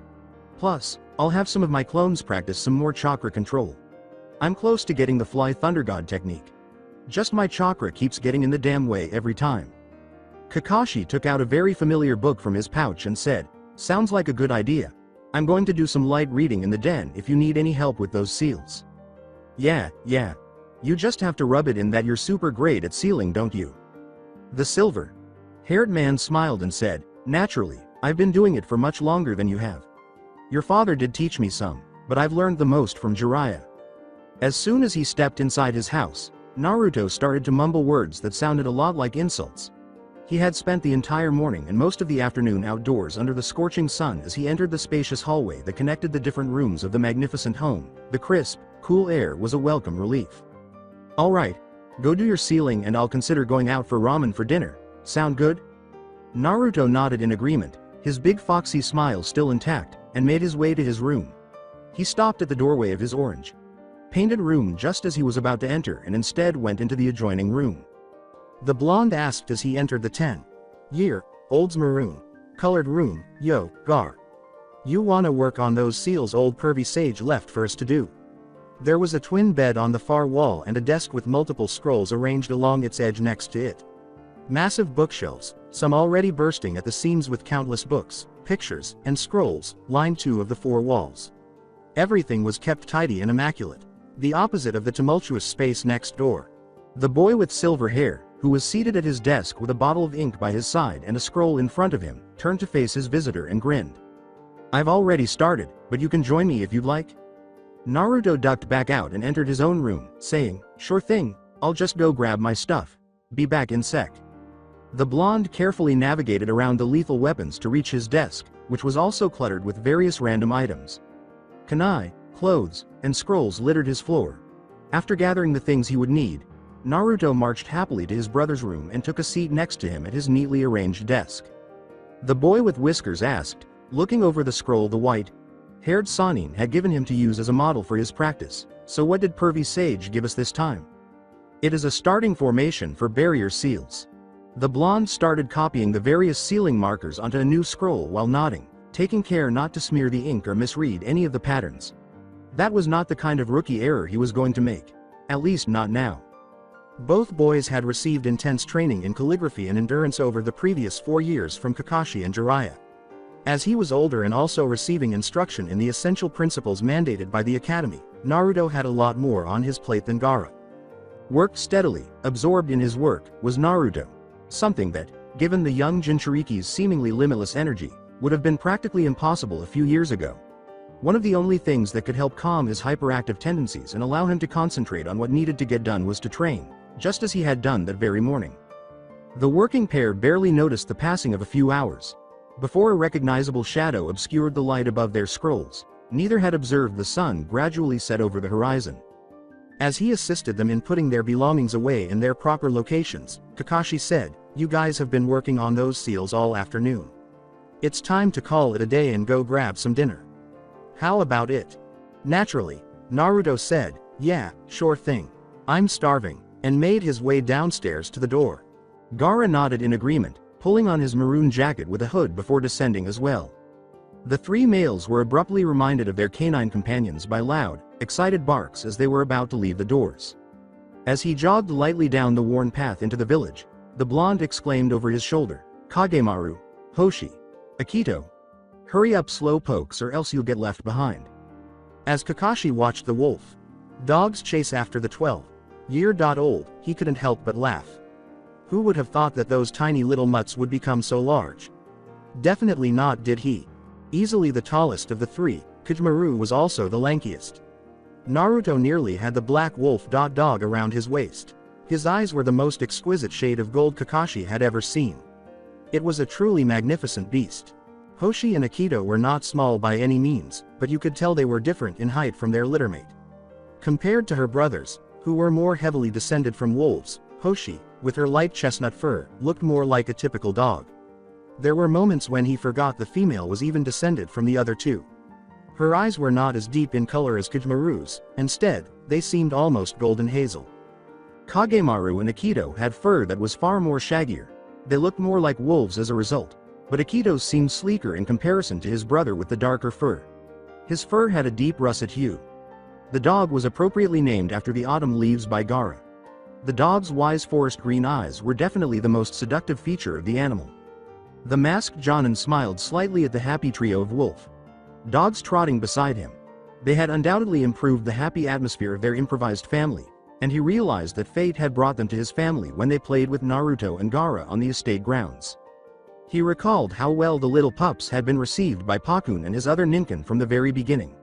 Initially, he was worried that he would have a problem with having another doga or, in this case, wolf dogs around, but he was glad to learn that his worries were unfounded. Eventually, Pakun had suggested that they teach the pups some of their techniques once they were old enough to move around without tripping. The pups had happily begun wagging their tails, but who knew? The boys had been all for it, or so he thought. The puppies had grown and, strangely enough, were now able to communicate in human language. Naturally, with thanks to Pakun. Unbeknownst to Kakashi, the arrogant little pug had been teaching them how to talk in private. One day, as he was entering the den, he heard someone ask him for a tennis ball that had become stuck on one of the bookcases. He almost had a heart attack. Akito had been the only other person in the room with him. When Kakashi began attempting to break a genjutsu that he was certain had been placed on him, the cunning little bastard didn't even acknowledge the act. That day the pug learned not to hide things like that from him going forward. Kakashi was relieved to see that Naruto had let go of the tension he had been carrying all day after spending the majority of the day being pursued by the black wolf dog as his little pack, as he liked to call them, arrived at the ramen stand. All he had to do was persuade Naruto that the blonde would surely pass. He was overcome with dread while he awaited the outcome. Iruka Sensei appeared unflappable, while Mizuki Sensei had an odd sparkle in his eye that instantly made the blonde uneasy. There had been a terrible mistake. The brown-haired Chunin finally spoke, heaving a deep sigh, and Naruto had to bite his lip to keep from crying when he saw the hurt look on his favorite teacher's face. Naruto, since you tried to pass early and failed the first 2 times, this was to be your final chance at becoming a ninja. It brings me a great deal of pain to have to tell you this, but I cannot pass you. Iruka tried to explain in a firm voice, but by the time he finished he was practically whispering at the sight of complete distraught on the blonde's whiskered face. Your written test was so horribly done that I cannot allow you to enter such a dangerous profession without that necessary knowledge. I'm sorry." Naruto just nodded and left, not believing what he was saying. He refrained from returning to the classroom, where his friends were already celebrating their accomplishments and had already finished. Rather, he decided to walk outside, sit on the swing, and think about his circumstances. He knew he had given the right answer to each question. All the material covered in that stupid test and additional bits of knowledge the Silverhead thought he should know had been hammered into him by Gaara. He had no right to fail that exam to the extent that Iruka-sensei was unable to pass him. Upon observing the proud expression on the injured Chunnin's face, he realized he performed exceptionally well in the remaining 2 test sections. Even more impressively, he outperformed that bastard Sasuke on the accuracy test, hitting every kunai precisely on the bull's eye. If nothing else, he got to witness that normally neutral face turn an unusual shade of red in response to being beaten. There was something very fishy about this whole thing. He recalled a lesson he had learned from his older brother: examine beneath the underneath. In his heart of hearts, Naruto sensed that he ought to have aced the written exam. Unless, that is, the test had been administered incorrectly or he had answered questions not on the test. Oh no, there had to be a genjutsu on it. I have to really work on identifying those. The blonde realized that if his assumptions were correct, someone needed or desired for him to fail that test. Who would hope for my failure? Iruka-sensei could not be the person. He appeared more dejected than I did when he was telling me that I had failed. Thus, it must be one of the teachers. Maybe Mizuki-sensei? I've always had a negative feeling about the man. Naruto rubbed his temple, sensing the impending arrival of a headache. It was not going to be the day he had envisioned. He sensed someone else's presence abruptly. He turned around and saw the man he had suspected of being unfaithful. Choosing to hold off on voicing his suspicions, Naruto waited for the man to finish speaking. The silver-haired man said, "I know it must be hard not being able to graduate with your friends, but cheer up, not all is lost yet." With every second that went by, that tired part of him became more and more apparent. What if I were to tell you that there was a second test for students in your position that would allow them to graduate? The blonde trained his expression to remain as bewildered and innocent as possible, keeping all suspicion off his face. He had to be aware of what the instructor was expecting of him. The man goes on to explain. It is rather simple, but also very difficult. You would have to manage to sneak into the Hokage's office and take from his library a scroll. No one must know what you are doing and you can't get caught. If someone finds before reaching the designated meeting place where you are to hand me the scroll, you fail the exam and then there will be no way for you to catch up to your friends. That concluded things. It wasn't just that this man was after him. No, this man was a traitor who intended to steal from the elderly Mana of all people. What's inside that scroll, I wonder? Naruto nodded, determined to find the traitor, and paid attention as the man told him where and when to go. The blonde did not once see the silver-headed instructor cast a suspicious glance at him. I had no idea he was such a talented actor. Naruto rushed to his former apartment as soon as the traitor left. Maintaining the appearance that he was returning to an empty apartment was preferable. When he saw Mizuki, his initial suspicion that he would try to follow him was accurate. The blonde went into his apartment and shut the door firmly. He waited until he was no longer aware of the traitor's proximity. He knew that he was taking a risk, but he had to find a way to show the older Hokage that he was capable. But first, there was something he needed to do. In case something went wrong, he had to let Kakashi know what he was doing. His oldest brother was the only person he trusted more than anyone else in the world. In this case, Kakashi would know the best course of action. After using his chakra to charge the Hiroshin seal on his shirt, Naruto waited for the recognizable flash of silver hair to materialize in his apartment. Naruto, what's the problem? Why aren't you in the academy? The blonde attacked the tall, lean man before the shinobi could say anything more. Startled by the sudden embrace, Kakashi gave it back, looking very perplexed, and waited for the boy with the whiskers to explain what was going on. If he truly needed an embrace, Kakashi began to worry about the worst. Letting go, Naruto plucked up the bravery to try and tell the Jonin what had happened. I failed the test, brother. I'm not a genin. The tiny apartment was filled with stunned silence.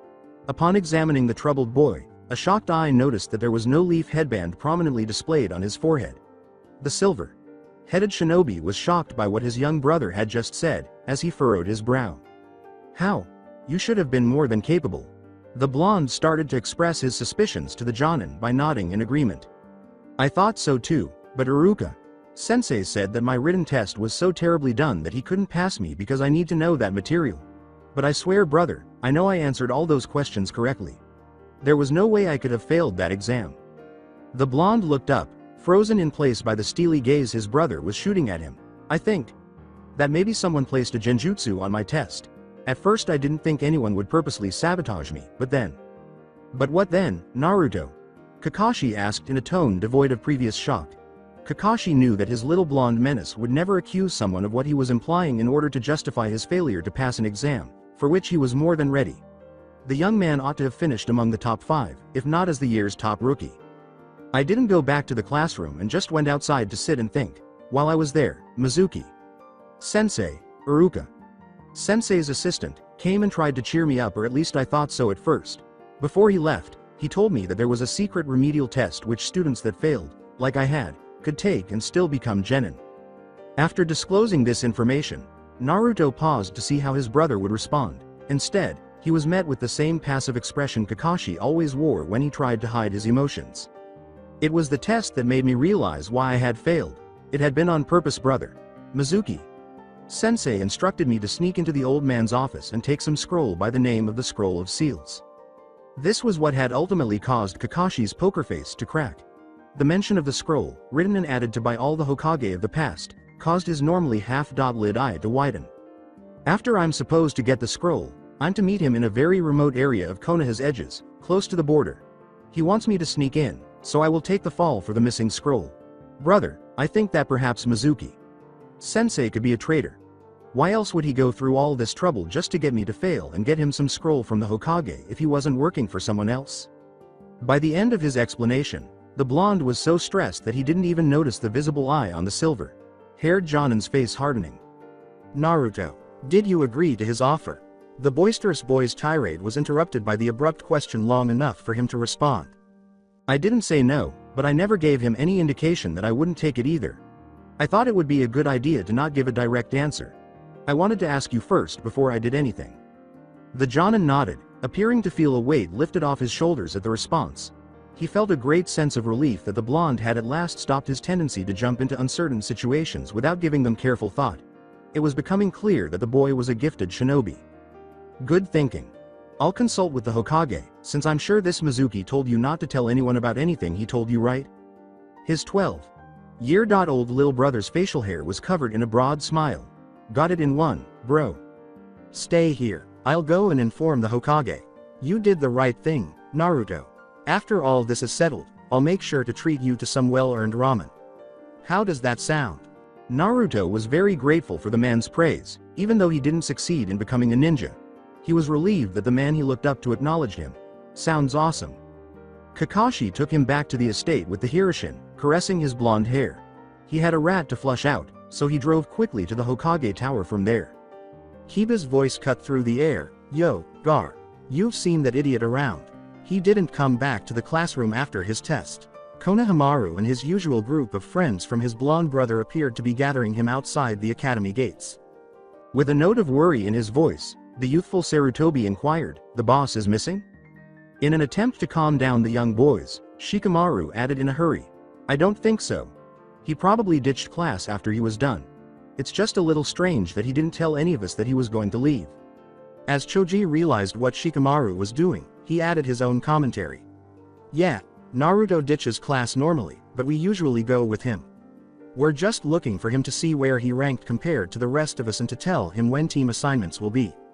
To Shikamaru, Gaara said, "So he passed?" The Nara's face lit up with a smirk. "There's no way that idiot could fail. I'd even bet money on the fact that he got the second if not first place ranking." Something wasn't right, and the sudden urge to find him grew strongly. "But you don't know?" The silver-headed 10-year-old pushed. He had to know for sure. His blonde brother wouldn't have bailed out on his friends if he had passed without telling them first. After a brief pause, Shikamaru responded, "Well, since we haven't seen him, I wouldn't worry, but I don't know officially. To believe otherwise would be a drag." Naruto was in trouble, so without bothering to answer, Gaara nodded slowly, said a quick goodbye, and dragged Konohamaru along with him before making his way towards the estate. The two academy students running away caused the Nara heir to become alarmed. For a brief moment, he noticed the concern in the young boy's silver-haired eyes. He muttered under his breath, "What has Naruto gotten himself into this time?" and headed off in search of the blonde, hoping to find another location. Uncomfortable feelings struck Kiba and Choji, who decided not to comment on Shikamaru's quick escape and followed him looking much more sullen than they had just moments earlier. Before long, they arrived at a single location where the boy with the whiskers was nearly always visible. The flower shop in Yamanaka. The boys heard the all-too-familiar greeting as they entered the store. "Hi there, friends. What can I do for you guys? You three, what are you doing here? Is Whiskers somewhere?" When Ino realized who had just walked into her family's business, she interrupted herself. The boy, who appeared lethargic, sighed, saying, "I thought you would be aware. Since he left the room to complete the exam's ninjutsu section, I haven't seen him." Ino blurted out, "Yeah, me too," before quickly regretting it. "I thought he must have left before I noticed because I was waiting for him by the gate and he never appeared." 3 sets of eyebrows shot up at the admittance. They all knew Naruto had the biggest crush on Ino, but they never thought that Ino might reciprocate. If the sudden flush on her face was any indication, then once they found him, they would have some happy news to tell their blonde friend. The young Inuzuka had that mischievous gleam in his eyes again, and Shikamaru spoke up before Kiba could say whatever was on his mind, choosing not to comment on that little piece of information. "Tell us if you locate him. Later, Ino." The blonde was soon left alone with her thoughts as the boys bid each other farewell. She'd grown up with them, so she knew when something wasn't right with the Nara heir. Something involving that blonde, whiskered idiot of hers, that is. It had all begun with that flower, a simple, childlike gesture that meant the world to her, and she never really knew when she realized the true nature of her affections toward her fellow blonde. "Here, Ino." Upon closer examination, she discovered that a small purple flower, a bush clover, was being placed in front of her tear-stained face. What was even more unexpected was the person presenting it to her. "Ino, I want to stop watching you cry," the blonde boy continued, his face the reddest she had ever seen. "You're too pretty to cry." When Ino realized she was being impolite, she swiftly accepted the offered flora and clutched it to her chest. There he was, the boy she had made friends with nearly 4 years prior, on their first day of the academy. She had not spoken to him since their brief altercation, which occurred around the time of the Uchiha massacre. It was then that she realized her friend with the blonde hair and whiskers was no longer just her friend. "Naruto, what are you doing here?" It only served to highlight how deeply Sakura's betrayal hurt her. Her voice sounded so weak, she hated it. They'd gotten past Sakura's lack of confidence, but now that they were past that, she wasn't sure if their friendship would hold up after Sakura finally withdrew her statement that she was ignoring her. "I couldn't leave you here by yourself after hearing sobbing and seeing you. Would you like to discuss it, boys?" As if unsure of how to handle a crying girl, Naruto asked clumsily. After several minutes of silence during which the boy with the whiskers assumed the girl would not respond, he was about to get up and leave when the normally self-assured girl let out the most distressed sound he had ever heard. "I should meet Sakura here, she told me. She kept ignoring me to follow Sasuke whenever we were hanging out, which had led to more arguments between us. She returned the ribbon I gave her to me instead of apologizing, which surprised me. It served as a metaphor for our friendship." 10-year-old Yamanaka looked down again at the pink fabric handle tightly in her clenched fist, threatening to squash the pretty purple bush clover flower. Fresh salty tears fell from her blue eyes. "This time she told me, unlike the previous time we fought, which was also about Sasuke. I was the adversary of her. Not a buddy of hers. She is not entitled." "No right," Ino muttered angrily. Observing the sadness on the blonde he admired, Naruto froze, not knowing how to console the shaky one. Recalling how he always comforted Gaara when the boy was in trouble, he put his arm around the girl and pulled her toward him in a tacit offer of support, remaining silent as Ino put her own arms around his torso. They sat like that for a while until Naruto's stomach started to growl. She laughed later when her friend with the whiskered cheeks stammered out an awkward offer to go out to eat. It was funny to watch her friend blush. She never did thank the blonde for that flower, nor did she ever think to ask why he had given her a bush clover. Did he know that even back then the bush clover represented her family name? A fond smile played on her lips as she stared out the shop window in a daze. "Where are you, Naruto?" It was easy. It was stated that the most straightforward plans with the lowest possibility of failure were the best ones. Sarutobi's aging but perceptive eyes studied the expressionless face of the silver-haired Jonin who was hunched over in front of him. He filled his pipe with more tobacco slowly. "Are you clear on what you have to do, Kakashi?" he asked after lighting it again and gripping it firmly in his mouth. "Yes, sir." I'll go inform him. The one-eyed shinobi vanished from the Hokage's private office and reappeared in front of a blonde boy who was expecting. When he arrived, Naruto couldn't contain his anxiety and asked a lot of questions. What did the old man say? Are we gonna go catch him? Lifting his gloved hands in a conciliatory gesture, Kakashi bided his time until the blonde calmed down enough for him to start explaining.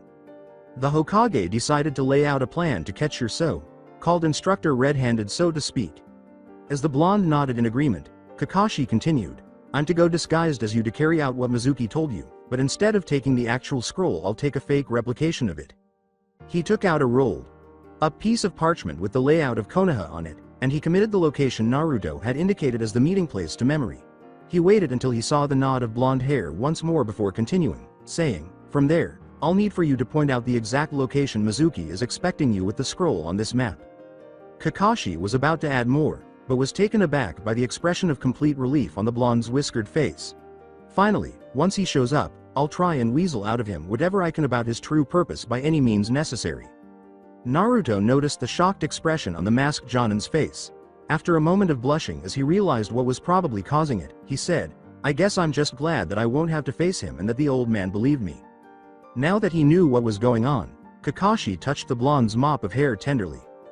There's no shame in not wishing to harm a fellow leaf shinobi, yet if the need arises like it does now, then we must do what has to be done for the safety of our village. Something was in his voice that Naruto could not place. Although it seemed as though he had accepted something, the blonde wasn't so sure Kakashi was still referring to the betrayer.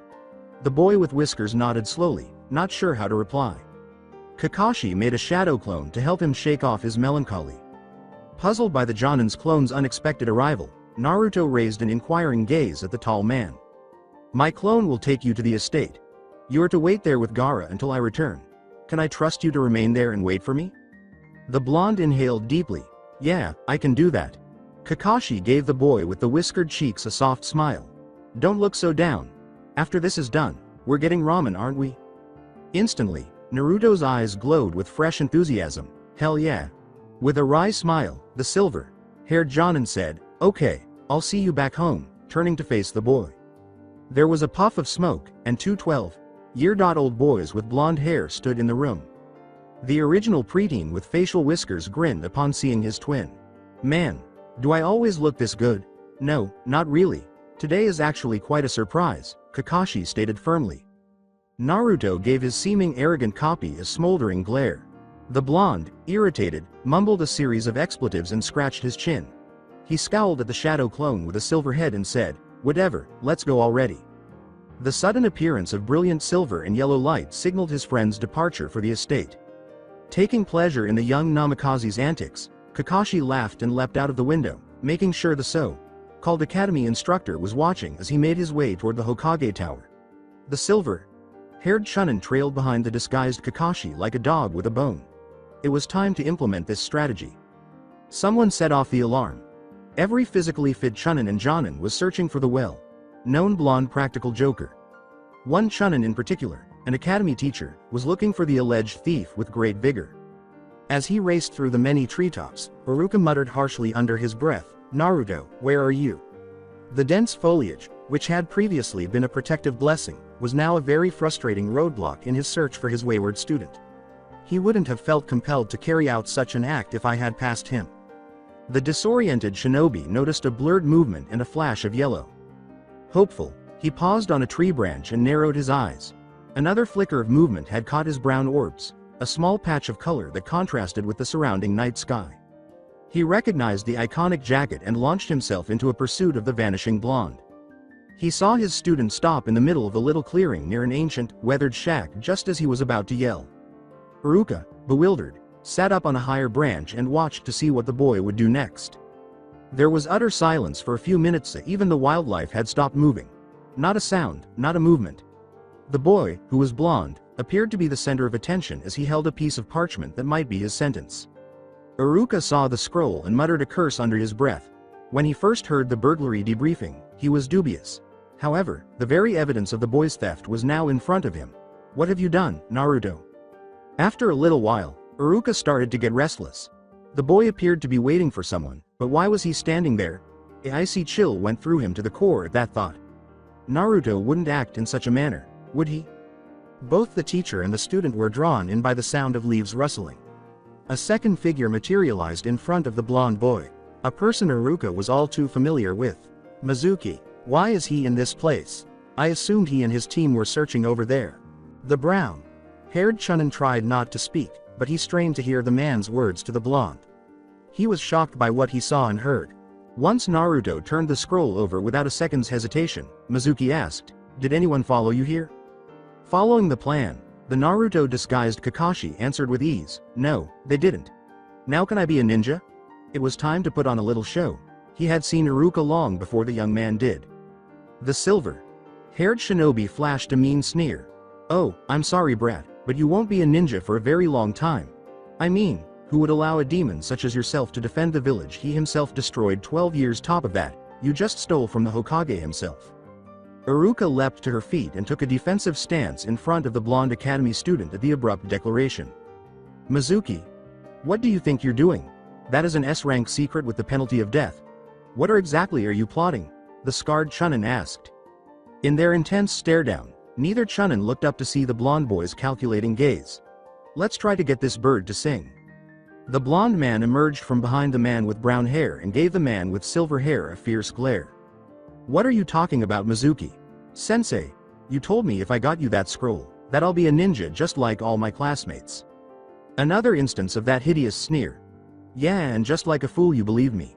Anyone with any brains would have seen through that ruse, but not you because you were a naive demon child. Didn't you ever once wonder why everyone in the village hated you?" Mizuki laughed icily as she said, "Well, I'll tell you why. It's because you are the Kyuubi. The very beast that killed so many people and ruined the lives of many more. You even killed the Yondaime Hokage. The insane-looking shinobi let out a chilling laugh. That is why we all hate you. Even your precious Iruka Sensei here. Did you know that you also killed his parents? He was an orphan just like you because of you." The man never saw the kunai that tore through his right leg, but he still intended to go on. The Chunin with the silver hair fell with a cry of pain. Iruka, stunned, turned to face the blonde and saw that his arm was outstretched. He watched with wide eyes as the blonde stalked, like a predator toward its prey, toward the bleeding shinobi. He sensed a deadly intent in the air and felt shivers run down his spine. "Not Naruto?" The boy with blonde hair questioned. "Why did you ask me to take that scroll then?" His voice was emotionless and composed. It was frightful. Mizuki looked up at the boy standing over him, pained and perplexed. What? Sea orbs shrank and possessed a sharp edge that made the traitor cower. "I will not repeat myself again. Why did you ask for the scroll?"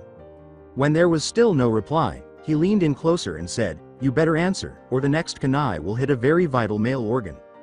Mizuki felt fear for the first time since she was the whiskered boy's presence. Complete and terrible fear. The boy was unable to, would not, correct? Mizuki said, not wanting to take a chance. "I was ordered to. That's all I'll say, brat. Besides, you won't be able to fend me off if I do this to your precious teacher."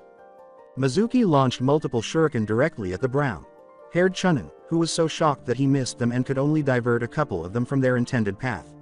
Even so, two were able to rip into his arm. Mizuki tried to flee, thinking the boy would rush toward his injured teacher.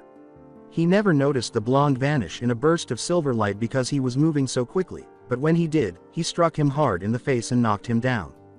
A continuous flow of scarlet gushed out of his fractured nose.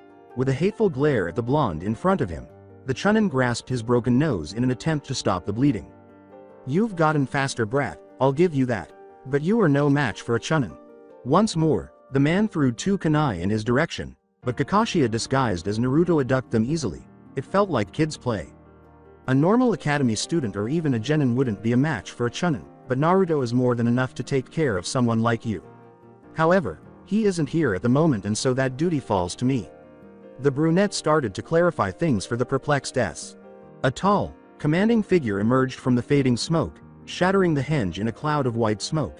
It was a notorious person, as Mizuki was all too familiar with. Kakashi Hatake. The Jonin's anger was not revealed by a sardonic smile. "Hello, Mizuki. Sensei. That is what Naruto called you, wasn't it? You should have picked an idiot to do this job. Naruto indeed did see right through your ruse and went immediately to the Hokage and informed him of your little deeds. Your actions have condemned you to imprisonment and execution. You revealed an S-ranked secret that was punishable by death and plotted in the robbery of the Scroll of Seals, Kakashi said, moving closer to the injured man as he noticed the alarm and fear in his fellow Silverhead's eyes. Mizuki was shocked to see a dark orb narrow in morbid delight and say, "Plus, there is reason to suspect you are a traitor to the village." He was ratted out by the brat. However, when did he? He'd followed him to his apartment himself. Until he made his way to the Hokage Tower, he never once saw him go. Was that when it happened? It had to have been. I'll repay you for this devilish bluster. You won't hear from me again after this. Take him to Ibiki. It's time for this little birdie to sing. 4 Anbu descended from the treetops at the command of the Jonin, encircling the downed Chunin who, stunned by their sudden appearance, made a valiant attempt to flee but was restrained to the ground by wooden binds. There was never a chance of escape. These Anbu have been following us since we left the Hokage Tower.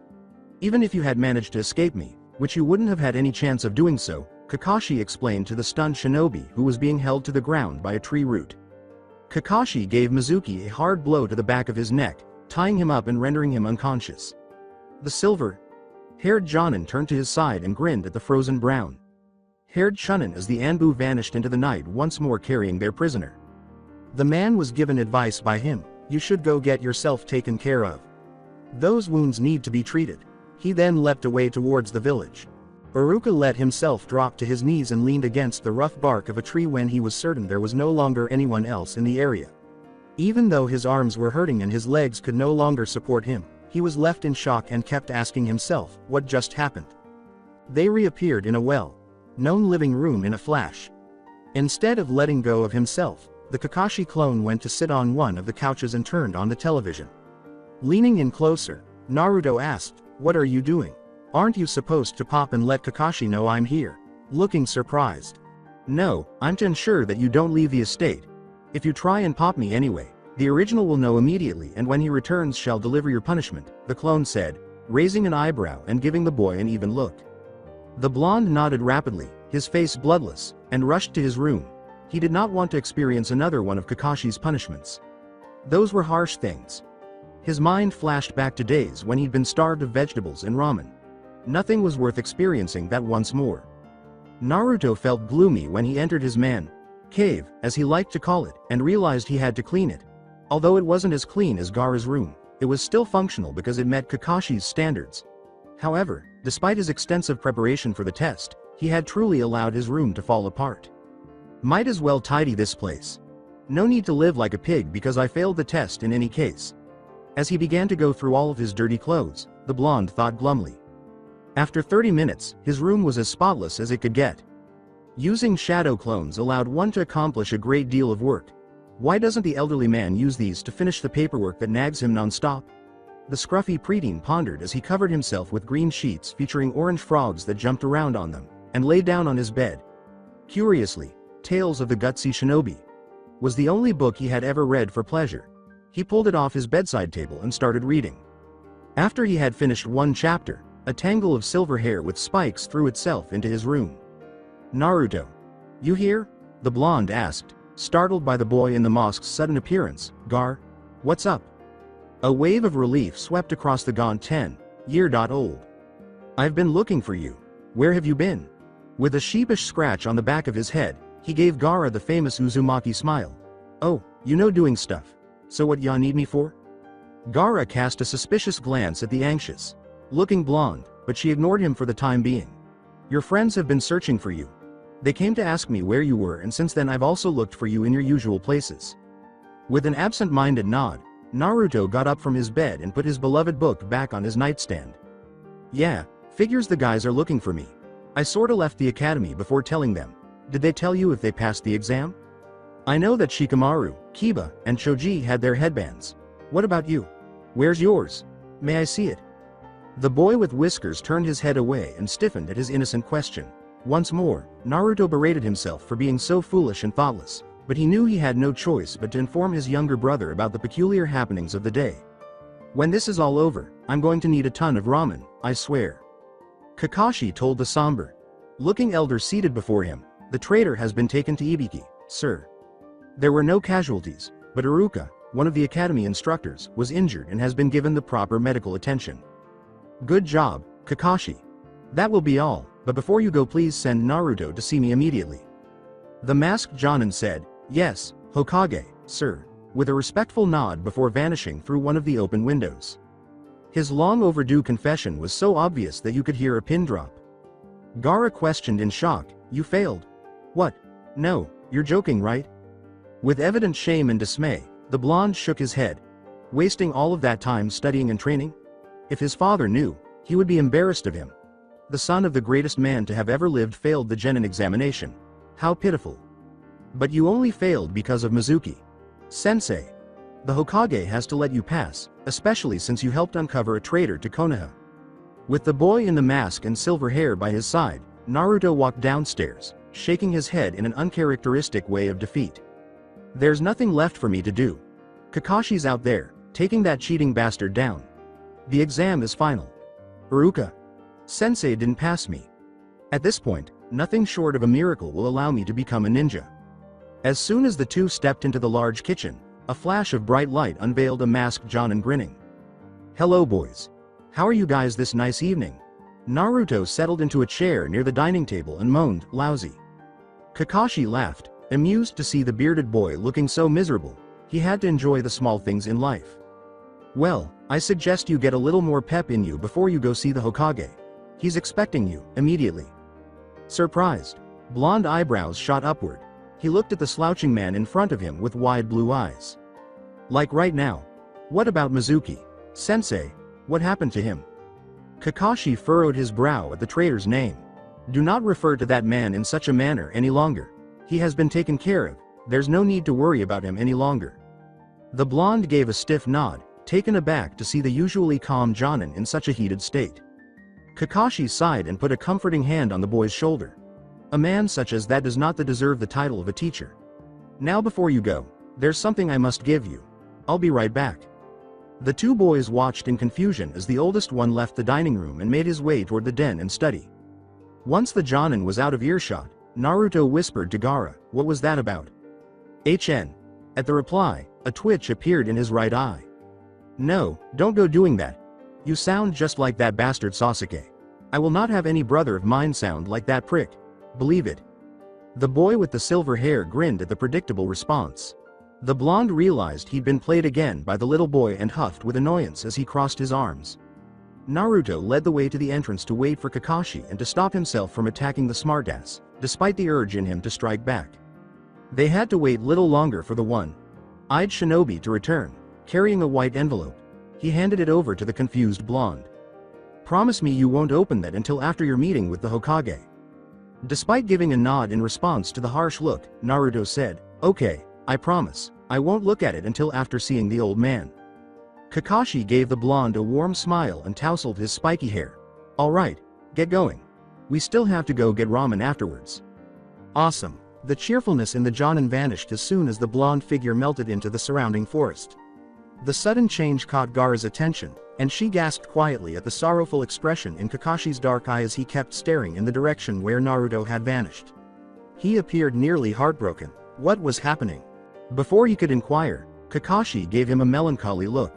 "Gaara, it's about time you knew, and I'm going to need your help." After tucking the enigmatic envelope into his black jacket, Naruto hurried over to the Hokage tower. Everything about it was sinister.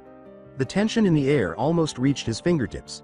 It feels like something significant is going to occur. Shaking off his unsettling thoughts, the blonde accelerated at an already startling rate of speed as soon as he spotted the familiar building in the distance. Naruto chose to enter the elder Hokage's office in the same manner as the perverts in his makeshift family. At the blonde's entrance, the fearsome shinobi let out an exasperated sigh. Bad habits seemed to catch on quickly. "You window.hop like a stupid shinobi." "Naruto, I've been expecting you." "Yeah, Kakashi already told me. So what's this all about, old man?" With another sigh, Sarutobi muttered under his breath, "The youth of this generation, no respect." Reaching into his desk, he produced a brand new headband with a black cloth around it. "Because of these past events, you were unfairly given a chance to successful graduate, but as Hokage I can give anyone I deem fit the status of a shinobi of Konoha. I believe you have more than earned the right to wear this headband. Wear it with pride, Naruto. I know your father would have been proud of you and all you have accomplished." The silver plate that was being held in front of Naruto left him speechless. Oceanic eyes looked for clues that the elder Hokage's beaming countenance was a ruse. Those brown eyes reflected nothing but pure pride. Still shocked by the abrupt turn of events, Naruto questioned hesitantly, "I passed? I'm really a genin now? For real?" Hiruzen, who was laughing, nodded and gestured for the boy to take the cloth that was still in his outstretched hand. The blonde grabbed hold of it quickly, amazed at the meaning enshrined in that metal band with engravings. Now, he was a leaf ninja, a Konoha protector. "You have team assignments next week. We're having to delay it because of tonight's events, but all should be ready to go by the time the assignments come. You are dismissed now, young shinobi." The blonde left with a brief bow, but not before adding the shimmering silver headband that was now adorning his forehead. Nearly forgetting the envelope tucked away in his pocket, Naruto was too excited to tell his adoptive family about his promotion. The blonde became aware of the presence of the envelope with a rustle of paper. Naruto turned to face the Hokage mountain, which was visible above a few buildings, in order to tell his father about what had happened that evening and to quietly read the contents of the enigmatic parchment. His blonde hair was tousled by a light wind. He was perched atop his late father's head there. He leaned his body against his father's hair's stone spikes. In Konoha, night had fallen, and a tiny white envelope was resting on his lap. A feeling of dread overcame him. He wasn't sure why, but there was something unsettling about it that kept him from opening it. "Hey, Naruto, this is just a piece of paper. Come on, quickly open it like a band-aid and get rid of it." A wave of hesitation swept through him, nearly causing him to drop it once more, but something prevented him from doing so. Kakashi decided with a shrug that it must be really important if he didn't want me to read it until I was alone, and ripped open the seal. Under the silvery moonlight, a letter addressed to him was visible. "Naruto, if this message reaches you, it indicates that Kakashi and the Sandaime have fulfilled my request. On the day of your birth, I wrote you this letter. I am aware that it has taken a while to arrive, but I asked my pupil Kakashi to deliver it to you on the day of your graduation from Genin. This implies, I guess, that I owe you a hearty congratulations as well, son." At the implication, Naruto gasped in disbelief. "My father sent this to me." Wide-eyed with a beam of excitement, they kept reading. "I'm sure it took a lot of work for you to reach your current position. Days of training were devoted to trying to access the enormous amount of chakra that is inside of you. I'm happy for you, my son. Remember that always." The blonde's features were adorned with a sly smile, amused by the memories of the numerous hours spent with the seductive sage and Kakashi attempting to master his chakra. After all, his father actually did know him. "I have to apologize for not being present. We would have loved to have given you a big hug from both of us if your mother hadn't died that night while assisting me in protecting you in Konoha. Sadly, that isn't possible. Thus, you'll have to take one from my irritable pupil, Kakashi. Son, good luck over there." The request caused Naruto to frown. "Dad, there's nothing to be sorry for. You acted in the village's best interest." He sighed and thought, "You were the fourth Hokage after all, and Kakashi never gives hugs. I know it will be difficult to forgive me, but there is another reason I must ask for your pardon. I did not kill the Kyuubi that day. The fact is that I did not save Konoha, despite what you may have heard to the contrary. All I did was help you keep it. Son, you are a hero." The blonde found this new piece of information alarming. At this point in the letter, his interest grew even more. "I have to ask you to do something for me because I know you're probably wondering what I'm talking about. Draw energy from your chakra and lift up your shirt." Curious but confused, Naruto followed orders and raised his burnt orange t-shirt. His discovery astounded him. Since when has this existed? How come I never noticed it? There was a containment seal on his abdomen. It was a highly sophisticated containment seal, unlike anything he had ever seen in his years of Sannin study. Oceanic orbs widened even more as they turned back to the letter for an explanation. "This is what? There ought to be a seal on your stomach, directly above your navel. My sensei and student, if I understand them correctly, have concealed the seal's true meaning from you. Most likely per the Sandaime's request. I hope that when you discover the whole truth, you won't despise me, but if that happens, I'll understand and won't hold it against you." Did Kakashi and Pervy Sage keep this from me? Why? The thought made Naruto flinch in shock. That being said, the stomach seal is actually a combination of 3 intricate seals that form a single master seal. I never intended to use it on anyone, much less my own son, but there is nothing else I can think of to keep you and everyone else safe in this dire situation. I thus took the only action I could. When applied to newborns, the seal works like a beast and is always successful. Naruto, you were only a few hours old. After having my own child, I couldn't bring myself as Hokage to put this burden on another family. The whiskered boy was overcome with confusion and astonishment. Oh God. No, is this the reason? I knew a child who would be strong enough to protect everyone from what he holds within. You, Naruto, are the only boy who possesses the strength to fend off the 9 tails fox, son. Tears trickled down, discoloring the black inked letters. Thus, it was accurate. That was the cause. I sealed the Kyuubi inside of you to protect you and everyone I loved. I implore you not to despise me for the burdens I have placed upon you. I wanted you to be recognized as the hero that you are, son, by the villagers. How disappointed, Dad, do you think you would be if you knew the truth? Even if they don't, I'm confident that you will only grow stronger and that my son Naruto will rank among the greatest shinobi ever. Son, you are loved. I knew the moment you were conceived, as did your mother, that you would be the greatest thing that had ever happened to us. Naruto, I'm honored to have been your father. I never could have hated you. Your family and house are saved. If I had been you, old man, I would have taken the same action. Naruto's heart was beating so hard it hurt, but he forced himself to hold back a cry. I have so much more I would like to share with you, but time is not on my side. But before I go, there's one more thing I want to caution you about. Son, there are a lot of risks in the world. Strong and dangerous shinobi who will seek out and pursue your innermost desires. Risks? Which shinobi? Son, become stronger and guard the things that are most important to you. This will be your most powerful tool, son. Your flaming will. Never allow it to go out of control. Well, son, I guess this is goodbye. I love you with all of my heart, more than you can ever know. Please know that I will always be proud of you, no matter what path you choose. Your dad, Minato Namikaze. P.S. Son, keep an eye on Kakashi for me. It's not good for him that he gets broody all the time. If things had turned out differently, I hoped you would have started to think of him as an older brother. If nothing else, one of his wishes was granted. Kakashi is the greatest brother I could have asked for, Dad. Excluding Gaara, that is. The best two were those two. The blonde pondered wistfully before the reality dawned on her. Surprise. Numb. Astonished. The feeling that engulfed his body upon discovering the contents of the letter was indescribable. Numerous discoveries. So many secrets revealed. How come they hadn't told him? A recollection. A jumbled recollection of a long, gone era. Perhaps they had informed me in some way, but that would imply that the sealing they applied to Gaara was really intended to address the same issue I have. They did claim that we possessed identical jutsu. That could only indicate that Gaara is also harboring one of those tailed beasts. A veil of incredulity enveloped him. He had to be aware, if everything his father had said was accurate. Naruto dashed in the direction of the estate without wasting any time. One particular Jonin required a lot of explanations. Since he was not in the village, Pervy Sage was off the hook for the time being. Even though the silver-haired man may have kept some things from him, he never lied to him about things like this. The speeding blonde was certain of one thing. The moment he took that exam, his day had completely fallen apart. Perhaps it was a sign. As he hurried on his journey, Naruto's thoughts raced. Even as his breath became labored, he continued to run as quickly as he could. He needed to be aware.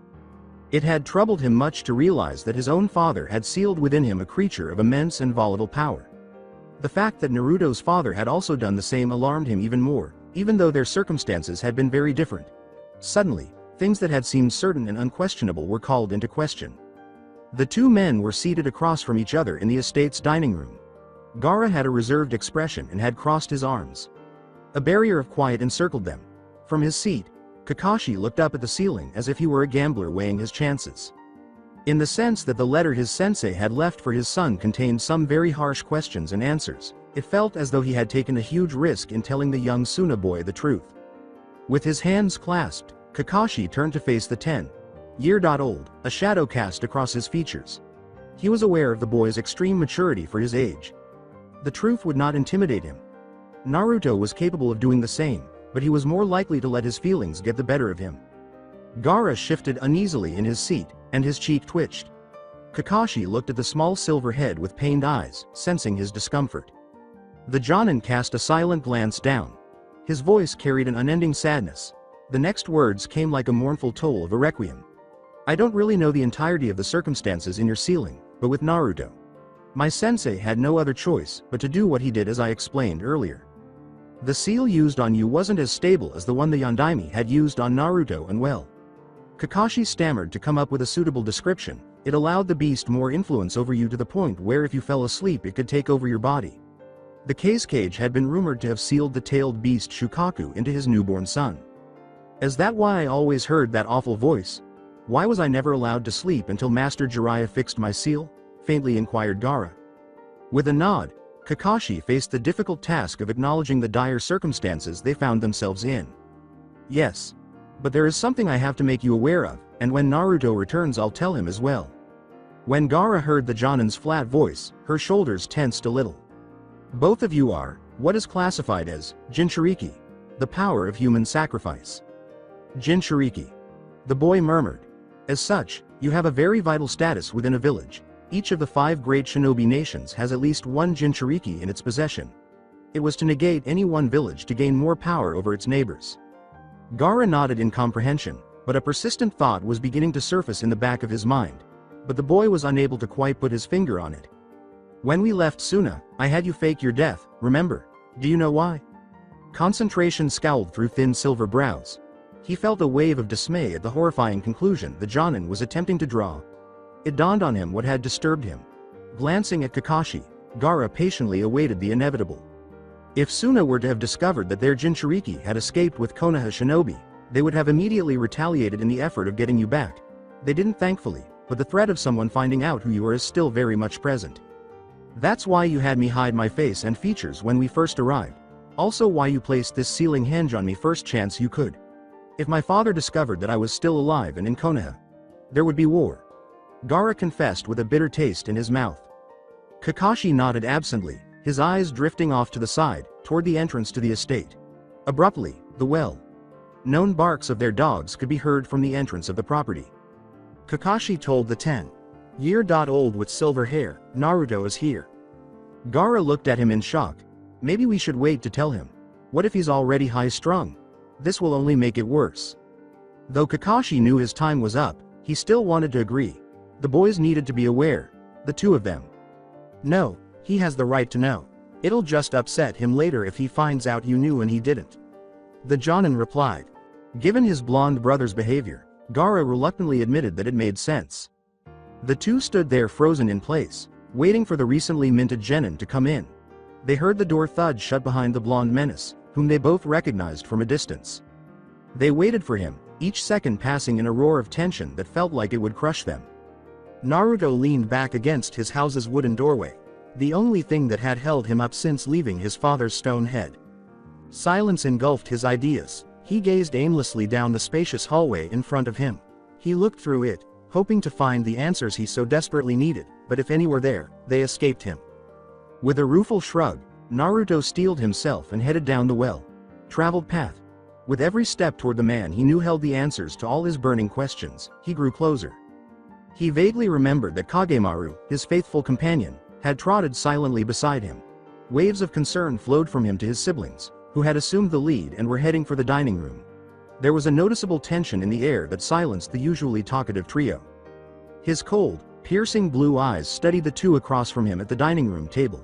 Above all, his eyes lingered on Kakashi. Disappointed that his sensei had not included the entire "I sealed the Kyuubi in you son" speech. In his letter, Kakashi cast a mournful glance in the direction of the obviously upset blonde. The Jonin said in a hurt voice, damn, he did tell you. I'll admit I hoped otherwise, but it is probably for the best that he was the one to let you know. Despite his silent outrage at the confession, Naruto was able to maintain his composure as he asked, so it's true. Why didn't you tell me? Why didn't Pervy Sage or anyone ever tell me? Kakashi sighed, expecting the question, but still responded. It was made a law that your condition be hidden from you and those from the younger generations. If anyone were to have told you or speak about it in public, they would have been executed. The 2 young boys recoiled at the mention of execution, and his reply infuriated them. Kakashi spoke again, ignoring their visibly unhappy expressions. The Sandaime thought it was best to wait until you were old enough to understand the situation. If you were being honest, would you have been able to handle the stress of knowing you were the living prison of the very beast that destroyed this village? Much less if you didn't know what you now know about containment seals. Kakashi asked, pausing briefly before meeting Naruto's eyes directly. I didn't want to keep you ignorant, far from it, but certain knowledge would only have proven dangerous and distracting for you. There wasn't any reason to trouble you with such things until you had the time and power to deal with them. We only wished to protect you from those who would use you for evil." Naruto considered that for a moment before shaking his head. The silver-haired Jonin was correct, even though he didn't want to acknowledge it. Even he could admit that he had been a fairly brash young man in the past. The blonde let out a sigh and turned his tired gaze to the younger silver-head when an idea suddenly troubled him. Naruto was unsure of what had been missed, but something had. Then it hit him. His heart lurching, he expressed his suspicion. That jutsu pervy sage performed on Gaara. The one before he changed the way Gaara looked. He said it was supposed to fix some seal that was on him and that was also on me. Does that mean that Gaara also has one of these creatures in him too? And just what did you mean by use me for evil? His words were met with silence. Gaara was the one to break the all-encompassing silence.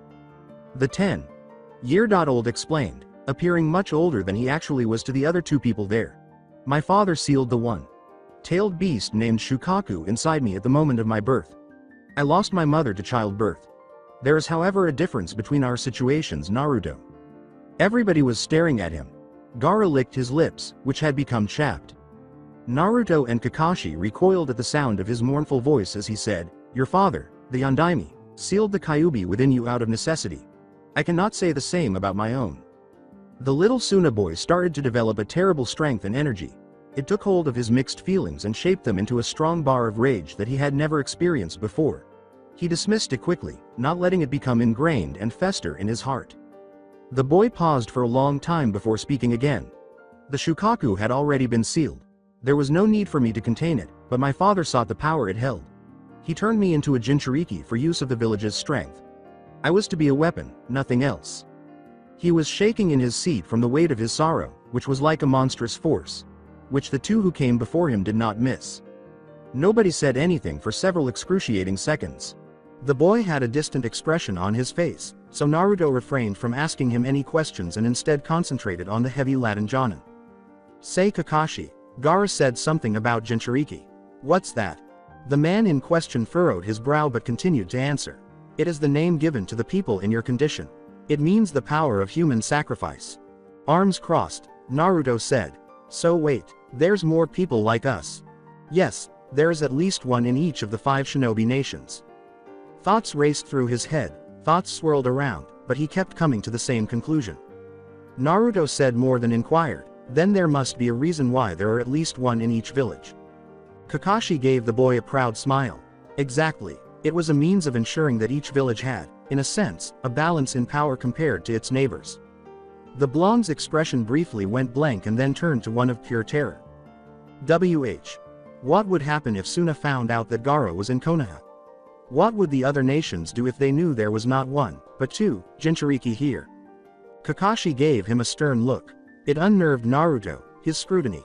It would be war. Despite his apparent lack of surprise, Naruto had sorrow in his oceanic eyes. A suffering that his brothers were all too familiar with. After a moment of hesitation, Naruto narrated what had happened since he and Kakashi had saved the young Suna boy. He would never regret bringing Gaara to Konoha, not even if it meant having to battle his way through hordes of shinobi. Since he'd met Kakashi, he'd been the second best thing to happen to him. "It's not right." His scathing response startled the masked shinobi and wrenched Gaara out of his reverential stupor. That would be such an insane, desperate move. Disdain for his hesitation surged, and a stern grin appeared on his mouth. "I won't allow them to treat us as weapons. Me and Gaara are human beings, damn it. Even if it means having to fight other nations, I won't let them take Gaara back to Suna. Not now, not ever." Naruto was furious. Kakashi gave a disbelieving snort. "Only a fool would willingly face such dangers, but I must be one too since I wouldn't allow either of you to be used in such a manner."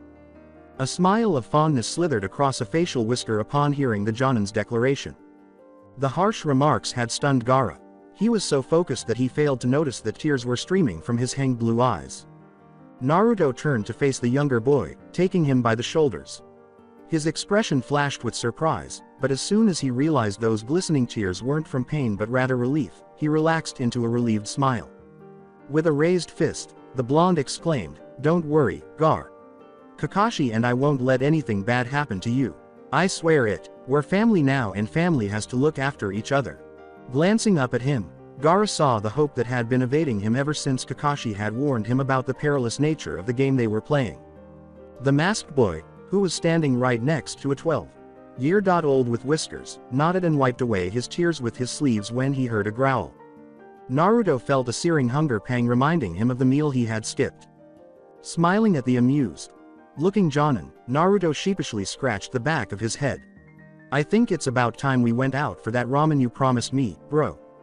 Kakashi noticed that their newfound knowledge had deeply unsettled them, and he anticipated that it would take some time for them to be able to view this development favorably. But he also realized that he could no longer control it. All he could do was swallow his concerns and try his hardest to support them when they needed it. With a wrinkle in his eye, the one-eyed man got up from his seat and said, "Yeah, but you're paying half." "What the hell, man?" That's it for today. I hope you guys enjoyed this great story. See you in the next one.